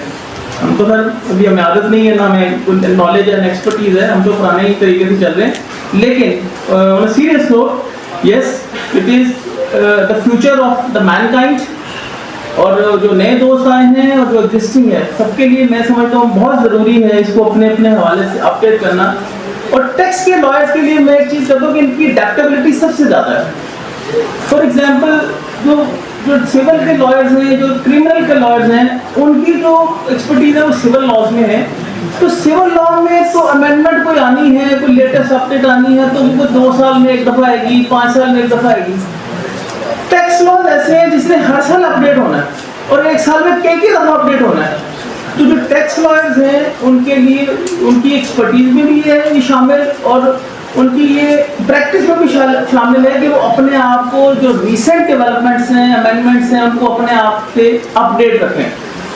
इसी तरह टेक्नोलॉजी का यूजेज है। हमने थोड़ा थोड़ा वक्त के साथ साथ माइक्रोसॉफ्ट सीख लिया कि चलो थोड़ा बहुत हेल्प हो जाए हमें भी। अब आने वाले वक्त में आर्टिफिशियल इंटेलिजेंस है, तो ये भी मैं समझता हूँ बहुत ज़रूरत है। तो more you get used to the technology, जितने आप फ्रेंडली होंगे टेक्नोलॉजी से, आपके लिए उतनी ही आसानी होगी। दो प्रॉज एंड कॉन्स हर चीज़ के होते हैं, नुकसान और फायदे समेत है, लेकिन मैं समझता हूँ कि टेक्नोलॉजी ने इंसान की लिए बहुत आसानियाँ की हैं। और आर्टिफिशियल इंटेलिजेंस में जिस तरह ये कह रहे हैं कि 800 पेजेस 1 मिनट में, अब 800 पेजेस को पढ़ने के लिए कम से कम 2 दिन चाहिए इंसान को, या 3 दिन चाहिए। तो अगर वो 1 मिनट में कह रहा तो ये तो सुपर ह्यूमन भी मुश्किल होगा ऐसा करना। तो यस, जिस तरह हमने कहा कि ट्रेनिंग्स हैं, ट्रेनिंग्स में भी अपने पे पार्टिसिपेट करें और अपने आप को इसके लिए अडैप्ट करें। दूसरा जो लेक्चर दूसरे मेंबर स्पीकर ने दिया, बड़ा ज़बरदस्त, इतनी डेप्थ में कभी हमने भी बहुत कम देखा है, अल्लाह से को पॉइंट आउट कर दे। But yes, this is the job of a lawyer. Lawyer का काम यही है कि वो क्रिटिकल एनालिसिस करे, जो लॉज आए हैं प्रीवियस और जो उनकी जो रिसेंट जो लॉज हैं उनके मुताबिक कंपैरेटिव स्टडी करके जो deficiencies, yes this is the job of a lawyer. तो उनके लिए भी मैं समझता हूँ कि बड़ी अप्रिशिएबल ये बात है कि उन्होंने बड़ा ज़बरदस्त तरीके से एक्सप्लेन किया। बाकी जहाँ तक मेरे चूँकि इस वक्त ट्रिब्यूनल में हूँ, तो ट्रिब्यूनल के हवाले से भी एक आध बात करता चलूँ कि हम वहाँ पे भी अब कोशिश कर रहे हैं कि अपने आप को जो ट्रिब्यूनल की जितनी भी फिक्सेशन हैं या जो बाकी जो एडमिनिस्ट्रेटिव चीज़ें हैं उनको भी हम टेक्नोलॉजी से जितना ज़्यादा करीब तक कर सकें, ताकि वहाँ पे भी ट्रांसपेरेंसी का अमल और वहाँ पे भी जो एक पूरा एक जो उसकी सिंक्रोनाइज कर सके हम डाटा को। क्योंकि बहुत दफ़ा ऐसा होता है, आज भी एक केस लगा मेरे सामने आया कि जिसमें 2019 में एक दो क्रॉस अपील पार्टीज की डिपार्टमेंट की और टैक्स पे की, तो 6 साल पहले अपील डिसाइड हो गई है एक इशू पे, और आज 6 साल बाद वो लग रही है दोबारा दूसरी पार्टी की टैक्स पे की वो सेम इशू पे। तो ऐसी बहुत सारी चीज़ें हैं जो सिर्फ और सिर्फ डाटा सिंक्रोनाइज ना होने की वजह से अननेसेसरी जो ट्रिब्यूनल का नंबर है वो भी बढ़ता है, टैक्स पेयर्स और जो डिपार्टमेंट है उनका भी काम बढ़ता है। तो बहुत सारी चीज़ें जो है वो ठीक होने वाली हैं और हम कोशिश करते रहते हैं। बाकी बहुत ज़बरदस्त टीम इस वक्त काम कर रही है। मुझे यहाँ नज़र आ रहे हैं नुमान यही साहब का जिक्र हुआ, प्रेसिडेंट साबिक हैं, बेग साहब हैं, फारूक साहब बैठे हुए हैं, बाकी सारी कैबिनेट सब ने मैंने देखा एक बहुत अच्छी यहाँ पे रिवायत को कायम रखा है। ये जो लेक्चर्स हैं, तालीम और तदरीस है, और ट्रिब्यूनल के हवाले से सिर्फ मैं कहूँगा कि आप सब हमारे हिस्सा हैं। हमारे बार जो है और बेंच दोनों एक ही गाड़ी के जिसे कहते हैं दो पहिए, और ये लाजिम व मलज़ूम है, ना बार बेंच के बगैर मुकम्मल है ना ही बेंच बार के मुकम्मल है। तो इसलिए दोनों की एक म्यूचुअल हार्मनी से ही सिस्टम आगे चलता है। और हम स्पेशली मैं क्योंकि बाहर से ही हूँ, टैक्स बार का भी मैं लाइफ मेंबर हूँ, मुझे भी 30 साल हो गए काम करते हुए, तो मैं हमेशा से ये कहता हूँ कि आप लोगों के लिए दरवाजे हमारे दरवाजे आप लोगों के लिए हमेशा खुले हैं। कोई इशू हो, कोई प्रॉब्लम हो with respect to the tribunal, कोई किसी किस्म की आपको वहाँ पे कोई प्रॉब्लम आ रही हो, फील फ्री टू कम। बाकी डिसीजंस अपनी जगह, लेकिन आप सब हमारे भाई हैं और आप बिल्कुल आप बिला जो है झिझक आप आइए, अपना कोई मसला बयान कीजिए, चाय पीजिए, whatever you want to do, ठीक है। और इसके अलावा इस तरह की मैं रिक्वेस्ट करूँगा राणा साहब से भी और उनकी कैबिनेट से कि इस जो है रिवायत को चलाते रहें, और जो है इस जो खूबसूरत जो एक आपने रिवायत कायम की हुई है इसको कंटिन्यू कीजिए। और इसके साथ ही मैं आप सबका शुक्रिया अदा करूँगा once again for having me here, for interacting you and for talking to you. Thank you very much Rana साहब and all the cabinet, thank you very much.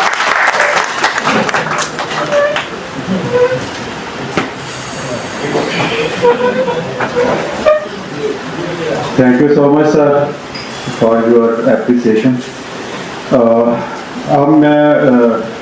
अब जो हाउस है अभी ओपन है क्वेश्चन आंसर्स के लिए, जो भी आपके क्वेश्चंस हैं काइंडली आप कर सकते हैं।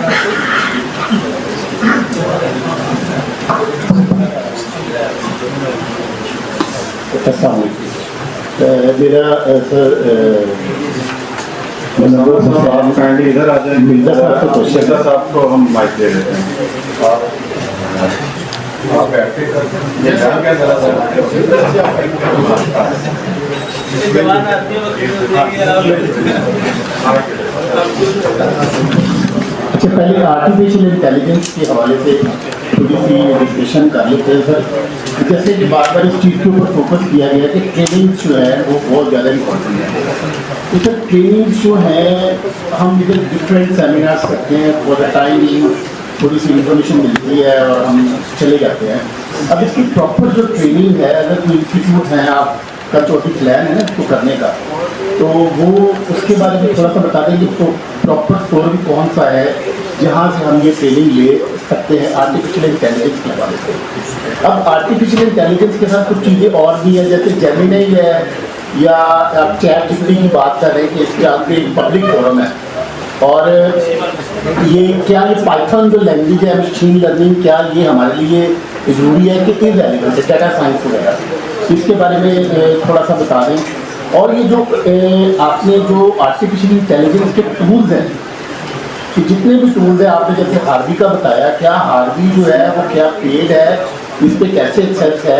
आपको पता ही है कि जैसे जब सैप आया था अकाउंटिंग सॉफ्टवेयर, उसके बाद अब आजकल ओडू का है, ठीक है। तो डिफरेंट जो सॉफ्टवेयर है वो शुरू में तो बहुत ज़्यादा डिमांडिंग होते हैं, with the passage of time जो है वो ऑब्सोलीट चीज़ें उसको चेंज करना शुरू हो जाती हैं। ये तो मेरा आर्टिफिशियल इंटेलिजेंस से एक सवाल थे, और कुछ मिर्जा मुनव्वर हुसैन साहब से एक क्वेश्चन है।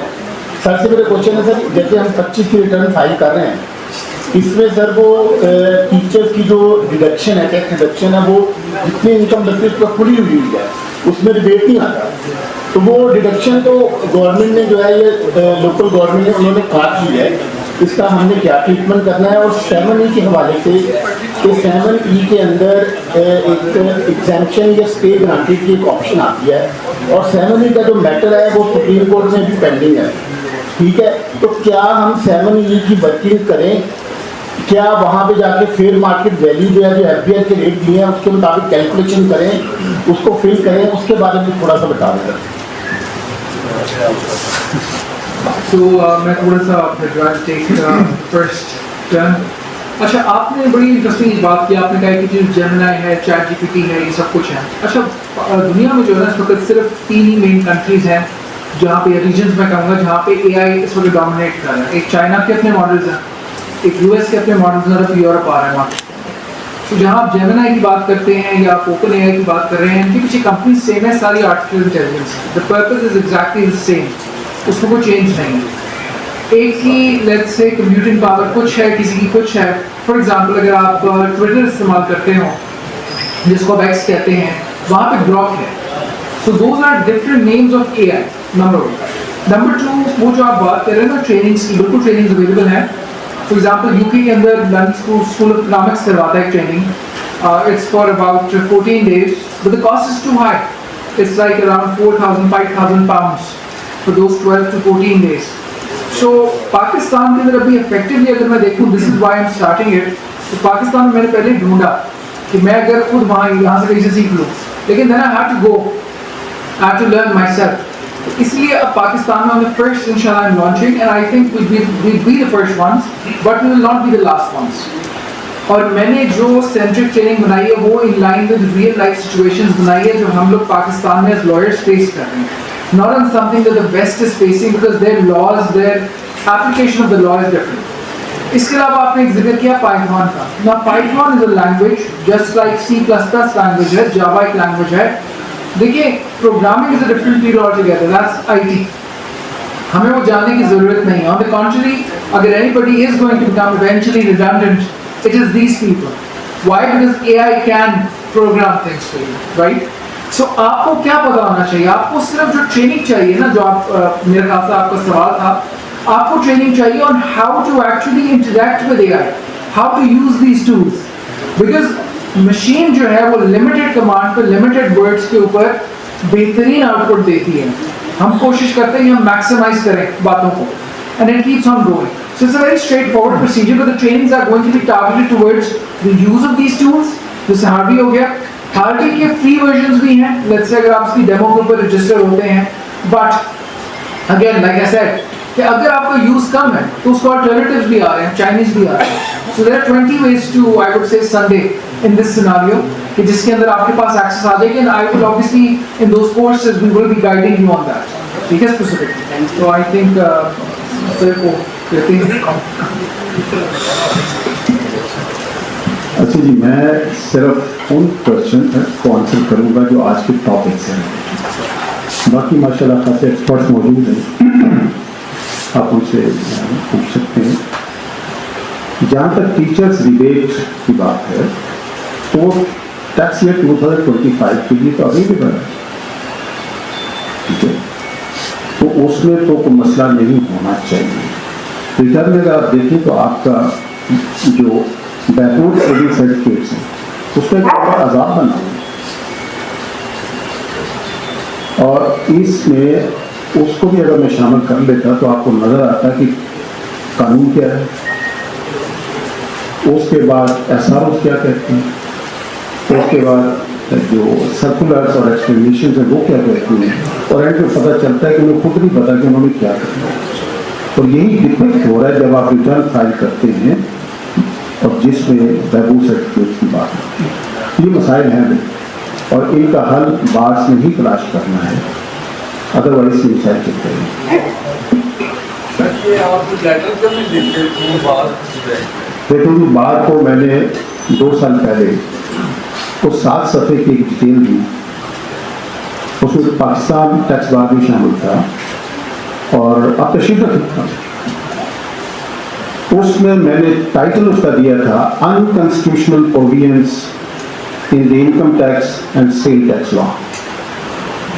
सच्ची बात यह कि ये जो टॉपिक है इस पर मैं पूरी किताब लिख सकता हूँ, लेकिन किसके लिए? ना मेरे वकील साथियों ने पढ़नी है, ना FBI ने देखनी है, ना गवर्नमेंट ने देखनी है. तो ये तो सिर्फ आपको जगाने के लिए मेरा आज का ये प्रेजेंटेशन थी कि बार्स का काम सिर्फ जो FBI ने कह दिया उसके अमल करना नहीं है. आपकी एक रिसर्च कमेटी होगी, उनकी ये चीज़ों को ले और पूरे तरीके ये मकसद है. बड़े लेटर लिख चुके हुए हैं, ये भी रोज लिखते हैं. देखिए FBI की सूरत ये है, उसके लिए किसी लेटर की जरूरत नहीं होनी चाहिए थी कि जो फाइनलिटी पॉइंट ऑफ लॉ हो चुकी है फ्रॉम द सुप्रीम कोर्ट, अगर आप असेसिंग ऑफिसर को जाकर पेश करते हैं तो उसको मानते ही नहीं. मैं पिछले 10 सालों से 25 का तो लेटर मैं कह रहा हूँ पिछले 10 सालों से एक चीज में कर रहा हूँ कि जनाब जो इश्यूज फाइनलाइज हो चुके हैं सुप्रीम कोर्ट से, वो तो FBI पे बाइंडिंग कर दे. अगर ये हो जाए तो आपके जो एपलेट फोरम है उनका बोझ कम हो सकता है. तो जवाब क्या आता है जब भी आप A के पास जाते हैं, बदल जी आप चैलेंज कर दीजिए. अगर सुप्रीम कोर्ट का ऑर्डर नहीं माना जाता तो मेरी या बार की लिखी हुई की क्या है? जी प्रेसिडेंट साहब यही से मिर्जा साहब से हम ले लेंगे और इंशाल्लाह इसको फॉलोअप भी करेंगे, पुरसू भी करेंगे और देखें कि अनॉमलीज होंगी तो आप केस जीतेंगे, अगर नहीं होंगी तो आप केस नहीं जीत पाएंगे. ये भी ध्यान में रखिएगा. ये चीज़ें टेक्निकल कोई इश्यूज लॉ पे या कोई भी ऑर्डिनेंस है, एक्ट है, उसमें कोई लुकुनाज होती हैं तो आप केस जीतते हैं ना, वरना तो नहीं जीत सकते. फैक्ट तो और चीज़ है. तो लॉ हमेशा ऐसे ही होता है कि उसमें कोई ना कोई गलती होती है तो वकील के लिए आसानी ज़्यादा होती है. लेकिन हम इसको परसू करेंगे क्योंकि ये अभी इन्होंने कर दिया तो इंशाल्लाह इनसे रिक्वेस्ट मैंने की है कि इनसे हम लेटर लेके जो इन्होंने बल्कि ये दे दिया इसी को हम जो है ना फॉर्मल लेटर बनाएंगे और जो लॉ मिनिस्ट्री है उसको लिखेंगे इसमें ना कि ये गुना इसमें है, इसको ठीक कर दें. ठीक है साहब, आपकी इजाज़त से देखिए लॉ में लकूना होना एक और चीज़ है. लॉ डिफाइन कर दिया आपके कॉन्स्टिट्यूशन में, which is pass by the parliament and assented to by the president. अगर वो कानून है ही नहीं और आप उसे लागू करते चले जा रहे हैं, क्या उसे लकूने की कैटेगरी में लिखी जाएंगे? देखें उसमें आप कह रहे हैं 2 वर्जन एक वर्जन जो आ गया उसमें अक्सर जितनी बुक्स प्रिंट हुई होंगी उसी के मुताबिक होगी जो फर्स्ट आ गया है। तो दोबारा अगर दिया है तो वो उसमें उन्होंने जो गलती की है उसी के लिए सबका फायदा होगा, और उसको मैं कह भी रहूँगी इंशाल्लाह हम उसको परसू करेंगे।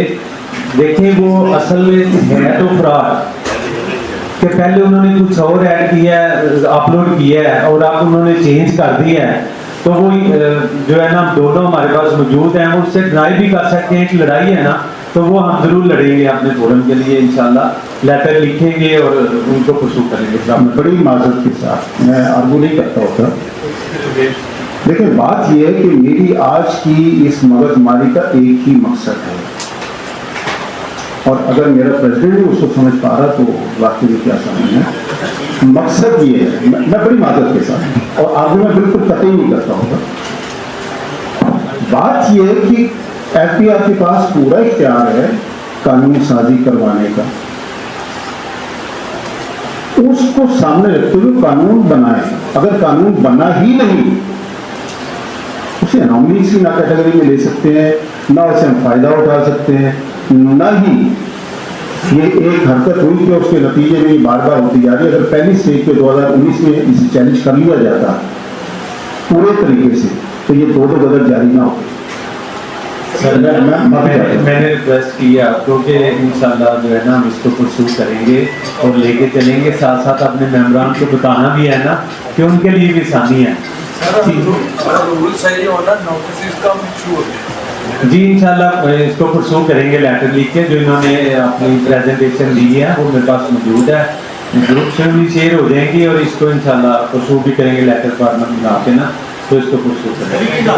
बात की जो रिसर्च कमेटी है उसमें ऐसे सीनियर्स को क्यों नहीं लिया जाता कि जो इतनी मेहनत कर रहे हैं और आके यहाँ पर आपको ये सारी चीज़ें एक्सप्लेन कर रहे हैं। हमारी जो रिसर्च कमेटी है उसमें कौन दोस्त हैं वो ये काम सही से क्यों नहीं कर रहे? आप ऐसे लोगों को लें। हमारे लिए मैं समझता हूँ कि बड़े फख्र की बात है कि आज ये यहाँ पर मौजूद है। तो इनको सेठ साहब किन्होंने बुलाया है और उनसे पूछिएगा कि उनकी प्रेजेंटेशन मैंने कहाँ देखी थी और क्यों बुलाया। मैं अप्रिशिएट कर रहा हूँ। तो फिर इसको समझे, इसको इंशाल्लाह हम करेंगे। ये क्यों वाला क्वेश्चन जो है ना वो आपको जवाब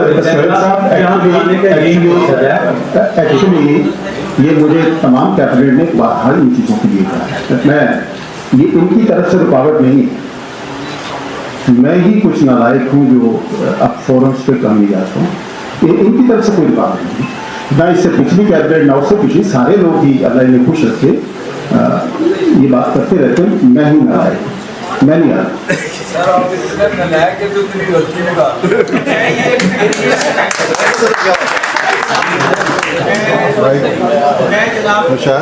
माइक ले लें, माइक ले लेते हैं आप क्वेश्चन आपके लेके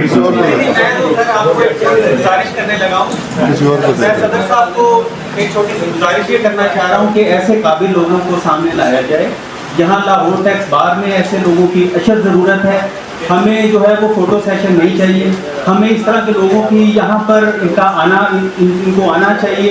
हम इनसे सीखना चाहते हैं, इनको कुछ जो इनके पास नॉलेज है वो हम यंग लोगों को क्यों नहीं डिलीवर कर रहे। यहाँ पर मैं देख रहा हूँ यहाँ सब बच्चे बैठे हुए हैं, इन लोगों को हम सिखाने के लिए यहाँ बुलाते हैं, लेकिन उस तरह से क्यों डिलीवर नहीं हम कर पा रहे।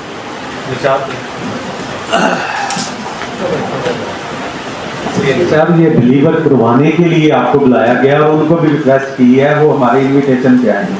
ये क्या पर्पस था इनको यहाँ बुलाने का, मुझे बताइएगा जरा। ये डिलीवर करने का ना, किसी को बोल के तो बुला नहीं देना, इन्होंने बताना है, उसको हमने देखना है, उस पर अमल पैरा होना है। तो यही काम है बात का, जो बात कर रही है रोजाना आपको हर वीकली हर इशू पे जो हमें लग रहा होता है उस पर लेक्चर खुआते हैं, तो आपको उन्हीं से पता चलता है कि यहाँ पे तो नहीं चलता। तो ये इसीलिए उनको बुलवाया गया है, आपने उनकी बातों को देखना है, उनको पिक करें, आगे आपका काम है। उन्होंने तो आपको कुछ नहीं बोल के बुला देना कि इसको पी लें और आप ठीक हो जाएंगे। उनका काम है उनको बताना, प्रोमिनेट करना और आगे उसको परसू आप लोगों ने करना है, सीखना आप लोगों ने खुद है। आप बैठ जाए, मेहरबानी है। मैं आपकी पीछे मिर्जा साहब को मैं ज़्यादा कंट्रोवर्शियल पर्सनैलिटी ना बनाई।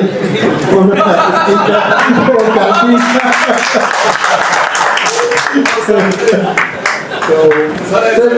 अगर कोई सी इजाज़त हो तो मैं इनकी इस बात में कोर्स ऐड करना चाहूँगा कि आयरॉनिकली अगर आप जो कुछ अभी मैंने बड़ी गौर से इनकी प्रेजेंटेशन को देखा, मैं बहुत एक एक बात अभी वो कहीं तो मैं पूरा लेक्चर लैपटॉप पे लिख रहा था, मैं दे सकता हूँ कुछ मैंने नोट किया बिकॉज ही वाज राइट।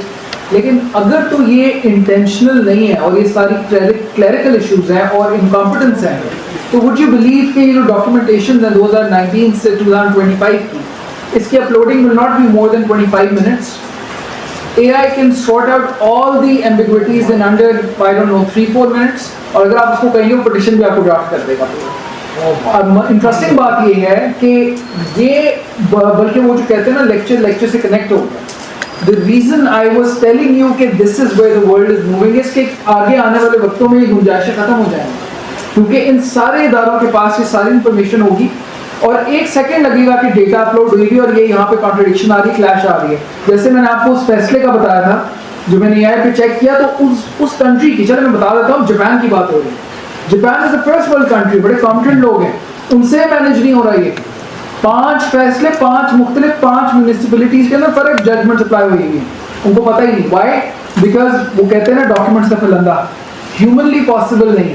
तो क्योंकि मिर्जा साहब all the way you know he obviously went through everything, साल आफ्टर ईयर, तो उनको हैट्स ऑफ। लेकिन अगर मिर्जा साहब के अलावा साथ में system is also working at the back, ये काम आप मैं कोई भी कर सकता है literally, because all we need is online documentation that can be read by the AI, as simple as that. So मैं उसमें थोड़ा सा कनेक्ट करना चाहूँगा कि मिर्जा साहब ने बड़ी मेरी भी आंखें खोली हैं, because I will be doing further research on this, कि how can AI be utilized in the government connected with the bar and other institutions to facilitate consistency across the federation. जी मैं एक छोटी सी इसमें एडिशन करना चाह रहा हूँ। अभी मिर्जा साहब ने एक फिनांस एक्ट जो सेल टैक्स एक्ट है 1990, उसमें 8B6 का जिक्र किया है कि प्रोवाइजो डिलीट कर दिया उन्होंने। प्रोवाइजो उन्होंने उम्मीद इसलिए किया है कि वो जो है ना रिटेलर का इंटेग्रेशन वो ख़त्म कर दिया है, अंदर उसको इंटेग्रेट नहीं करेंगे 9A के तहत। जो भी बंदा इंटेग्रेट होगा वो डिजिटल सिस्टम के इनवाइसिंग के तहत इंटेग्रेट होगा। और अगर देखें कि उसके साथ लिंक था वो कि अगर कोई रिटेलर इंटेग्रेट नहीं होता 9A वाला, तो उसका इनपुट डिसअलाउ होना था 8B6 में। तो अगर प्रोवाइजो था कि वो नहीं होगा तो वो उसका 8B6 आ जाएगा। प्रोवाइजो मीट हो गया तो ये उनकी क्लैरिकल मिस्टेक है, इसको निकल जाना चाहिए कि ऑटो रिडेंडेंट हो चुका है 8B6 जो है, क्योंकि जब रिटेलर इंटेग्रेट ही नहीं होगा तो वो नॉन इंटेग्रेशन की वजह से जो है ना ये इशू था कि 8B6 लगना था। तो जब वो रिटेलर इंटेग्रेट नहीं होगा, उसका ला ही नहीं रहा, तो वो ऑटो रिडेंडेंट हो चुका है। और वो इनको लेटर लिख देंगे कि ये चीज़ें आपकी हैं। इनका बड़ा अच्छा लेक्चर है, इंशाल्लाह उसको देख के उनके पॉइंट जो है ना उनको ज़रूर हम सॉर्ट आउट करेंगे और उनको पॉइंट आउट भी करवाएंगे कि ये चीज़ें जो है ना ये आपके क्लासेस हैं, ये जो है ना वैसे ही पड़ी हुई हैं, इनको मीट करनी है ये, क्योंकि ऑटो रिडेंडेंट हो चुकी हैं कुछ चीज़ें, तो वो उन्होंने उम्मीद करनी है उसमें से। इंशाल्लाह मैं कोशिश करूंगा और आपसे आज प्रॉमिस कर रहा हूँ कि ये लेटर जरूर जाएगा और आपको नजर भी आएगा सोशल मीडिया में कि हमने उसको परसों किया। की बात है कि एक आपने वर्ड बोला है मिस्टेक, एक होती है illegality, ultra violence to the law. आपने जितनी मिस्टेक्स आइडेंटिफाई की हैं इधर कि जो कि आपस में जो है वो उनका डिफरेंस है, क्या ये अल्ट्रा वायलेंस है या मिस्टेक है? ठीक है, इसको जरा थोड़ा सा क्लियर करना है। हाँ जी, ये मिस्टेक्स नहीं, 2 किस्म की चीज़ें। एक तो ये है कि ये टोटली इलीगल है, दीज आर नॉट लॉ। दूसरी चीज मिस्टेक, ऑनेस्ट मिस्टेक हमेशा हो सकती है, इंसानों से होती है, ये ऑनेस्ट मिस्टेक्स भी नहीं, ये फ्रॉडुलेंट किस्म की एक्टिविटीज हैं on the part of the FIR, कि ना उसने कैबिनेट को एतमाद में लिया, ना ही पार्लियामेंट को एतमाद में लिया और ना ही टैक्स पेयर को लिया। तो ये उस कैटेगरी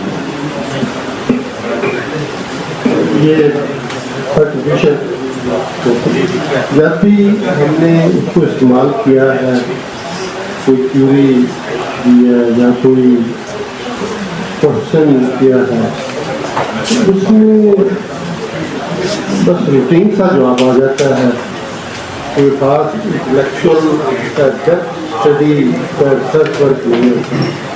जब उसको क्वेश्चन डिफरेंट एंगल से करते हैं तो फिर वही जवाब आता है। और जो 4 दफ़ा तो मैंने इस्तेमाल उसके बाद उसने क्या सॉरी आई कैनॉट ये जवाब आना शुरू हो जाता है। तो आई डोंट नो, पता नहीं आप कौन सी की बात करते हैं या हमारे पास वो ऐसी नहीं है, क्योंकि ऑब्वियसली हमारे क्वेश्चन डिफिकल्ट होते हैं जो हमसे रिजॉल्व नहीं हो रहा है तो वही किसी से पूछेंगे ना टेक्निकल चीज़ें। इसमें सर बड़ा अच्छा क्वेश्चन है कि आप सब ऑब्वियसली जैसे कि मैंने पहले कहा ChatGPT पे गए आप लोगों ने सवाल लिखे, अब यहाँ पर ट्रेनिंग आ जाती है। सो अब मैंने जब फॉर एग्जाम्पल ChatGPT को इस्तेमाल करना होता है ना, पहले मैं पैरामीटर्स बनाता हूँ। पहला मुझे लिटरली कोई 5 से 6 मिनट लगते हैं कि मैं उससे बताता हूँ कि ये स्कोप है, ये लिमिटेशन है, ये जुरिसडिक्शन है, इस सवाल को पूछ रहा हूँ, ये इसका एक सिमिलर जवाब है। अगेन क्योंकि आप ओपन AI इस्तेमाल कर रहे हैं, ओपन AI आपसे सीख रही है, आपको नहीं सिखा रही है, पेड आपको सिखाएगी, पेड वो जो पैसों से आ रही है ना वो आपके जवाब बिल्कुल सारे ठीक देगी। मैं क्या कहता हूँ, मैं पैरामीटर्स बनाता हूँ, मैं बताता हूँ कि फलानी चीज़ है, इसको आपने एक डॉक्यूमेंट है, इसको स्टडी कर लो। अब मैं वो डॉक्यूमेंट अपलोड कर सकते हैं, मैं कहता हूँ ये डॉक्यूमेंट स्टडी कर लो, मैं कहता हूँ जवाब ना भी देना, मैं लिखता हूँ बकायदा प्रॉम्प्ट में, मैं पैरामीटर्स बना रहा हूँ, पैरामीटर्स बना लूंगा तो फिर मैं कहूँगा जवाब दो, वो खामोशी से बैठा रहता है। मैं उसको आगे से डॉक्यूमेंट्स अपलोड करता हूँ, पैरामीटर्स बनाता हूँ, कहता हूँ कि ये इसकी जजमेंट है, ये इसके जवाब हैं, ये मुझे सब समझ आती है, सबको एनालाइज करके मुझे जवाब दो। Sir, every time parameters have been made by an individual human being, the answer has been very specific and it has been correct.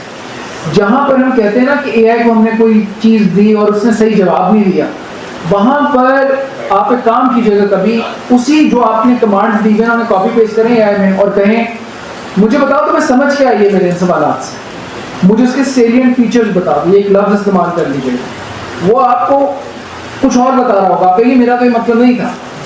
हमारी कम्युनिकेशन जो होती है ना विद AI, उसके अंदर भी कभी कभार लैकिंग होता है, and that is where a lot of things start to fall down. मैंने लोगों को देखा है एडवांस मैथमेटिक्स के सवाल AI में डालते हुए उनका जवाब ठीक आता है।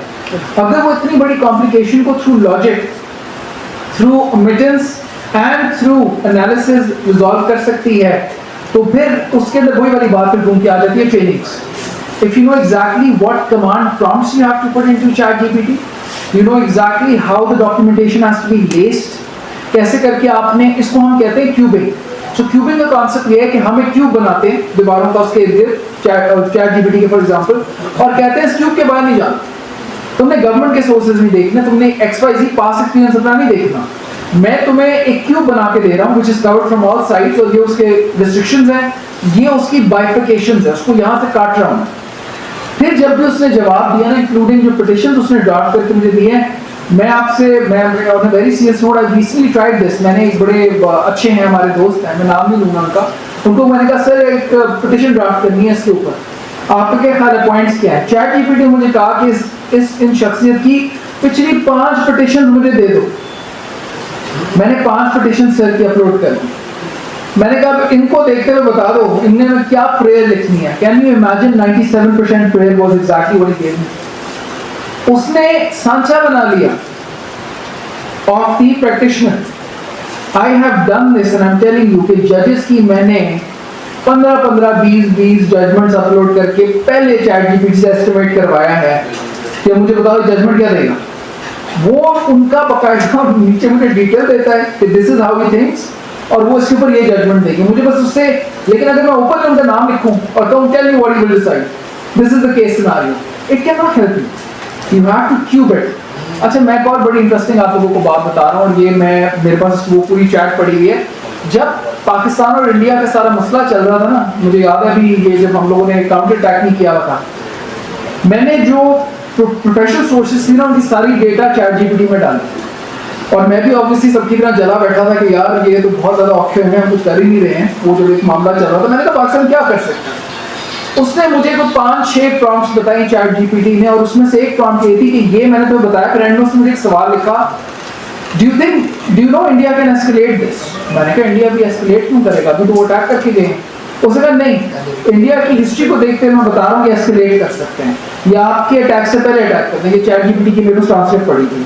मैंने कहा अगर उन्होंने कर दिया तो हम क्या करेंगे? कहते हैं फिर वो आप लोग ये मिलिट्री टारगेट्स और ये सब कुछ ये करेंगे। एग्जैक्ट ऑब्वियसली वो ये नहीं बता सकता किधर क्या मारेंगे, लेकिन सर कैन यू इमेजिन उसी रात वो पता चला कि वो नूरखान पे आ गया और सब कुछ हुआ, तो हमने फिर काउंटर अपना सुबह ऑपरेशन लॉन्च किया and the kind of answer that we gave back to them, so it was very similar. That is how advanced AI becomes once you start cubing it. लेकिन उसको आपको मैनेज करना आना चाहिए, उसके लिए आपको ट्रेनिंग चाहिए ताकि देखें एक बड़ा सिंपल सा सवाल है, ये सारे जितने उस्ताद यहाँ बैठे हैं बता सकते हैं। एक स्टूडेंट जो काबिल होता है ना, उसका सवाल जो होता है ना, जो सिखाने वाला होता है ना, उसको और एक लेवल पे पहुंचा देता है, क्योंकि वो सवाल कॉम्प्लिकेटेड होता है। अगर एक आम सवाल पूछेंगे, आम इंफॉर्मेशन डालेंगे, वो आम जवाब देगा। अरबी का एक प्रोवर्ब भी है, सवाल नस्फुल इल्म। जी, ये आप बिल्कुल, वो मैं उसी की तरफ आ रहा था। सो बेसिकली वो it depends on you. Chat GPT आपकी अक्कासी करेगा, उसने एक आपको ये नहीं अज्यूम करना कि मेरे सामने पीएचडी स्कॉलर बैठा है। मैं तो बल्कि उससे जब सवाल करता हूँ सर, मैं पहले अपना इंट्रोडक्शन कराता हूँ, मैं कहता हूँ ये मेरी क्वालिफिकेशन है, इस लेवल पे मेरे से बात करो, उसकी जुबान बदल जाती है आपको पता। So this is what we need to understand. यही वो ट्रेनिंग है जिसकी बात हो रही है कि एक बेसिक अगर लेवल पे आप लोगों को आ जाए तो I kid you not, आप लोग ये फिगर आउट कर सकते हैं 70 to 80% of the time के what a judgment could be, what are the ways that a judge will come to the conclusion that he wants to। और इसको हम जब पढ़ाई कर रहे थे बाहर तो हम कहते थे इसे बैकवर्ड jurisprudence, एक कॉन्सेप्ट होता था, फैसला पहले लिखा जाता है, जस्टिफाई बाद में किया जाता है। So ये वो उसको ही अप्लाई कर रहा हूँ। I hope that answers your questions. Baig sahab के जो उन्होंने सवाल किया उसका जवाब मैं किसी और तरीके से देता हूँ, ताकि उन्हें सिर्फ समझाने के लिए कि ताकि बेग साहब आप नेचुरल लैंग्वेज का इस्तेमाल करें, क्योंकि हमें कम्युनिकेशन में बहुत सारा प्रॉब्लम आता है। आप नेचुरल लैंग्वेज में बात कर लेंगे, जैसे हम बात कर रहे हैं अभी बात कर रहे हैं, इसी तरह से उसका माइक ऑन कर लें, उसके साथ आप इसी तरह से कम्युनिकेट करें, आपको इसी तरह से पता है। मेरे ख्याल में ज़्यादा बेहतर आसान हल है।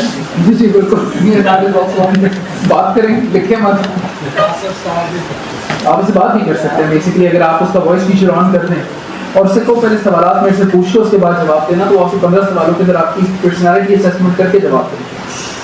सर साहब, मेरा आपसे सवाल है कि जब आपका इलेक्शन हो रहा था तकरीबन 50-60 बंदों को मैंने उसको मनाया कि ये आप प्रैक्टिकल पोर्शन करवाएंगे, इनकम टैक्स का, सेल टैक्स का, पीआर का और एससीपी का, लेकिन उस पर अभी तक कोई अमल नहीं हुआ। तो कुछ 60 बंदे मुझसे पूछते हैं, मैं क्या हमें जवाब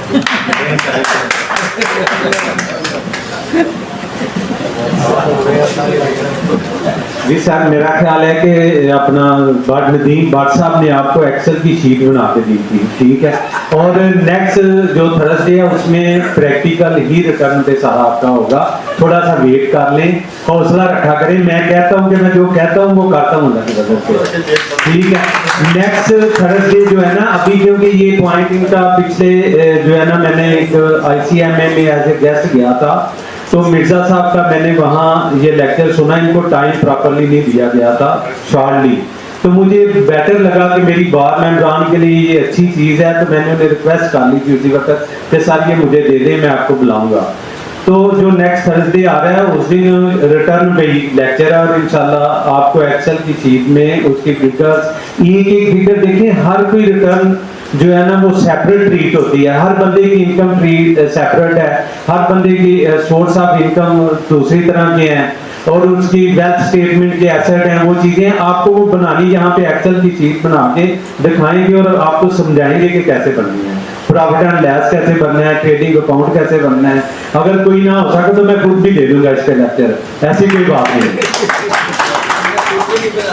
बस ठीक है, कोई और एक्ट AI के लेके। बहुत शुक्रिया आपका। वोट ऑफ थैंक्स के लिए मैं रिक्वेस्ट करूंगा कामरान खलील साहब को फिर एडवाइस को देना।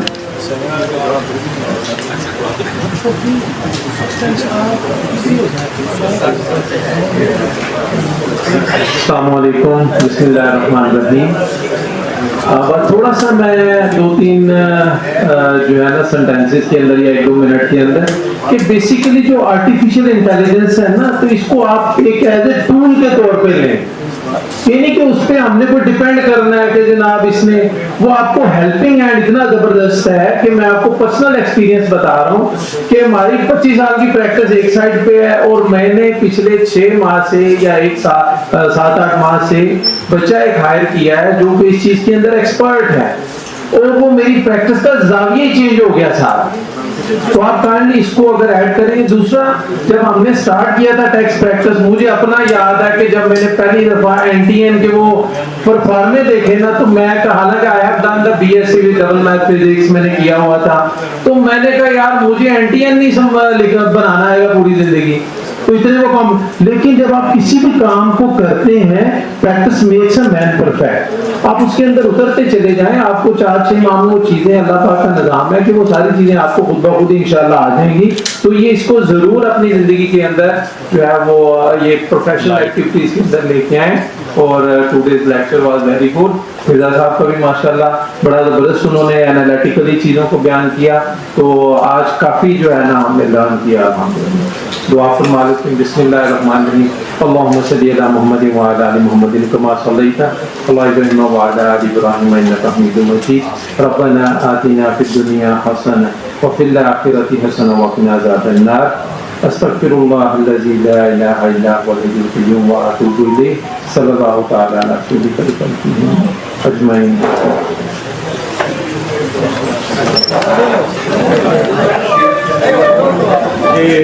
सीरियल्स के डिस्ट्रीब्यूशन के लिए काइंडली आप स्टेज के सामने तशरीफ लें।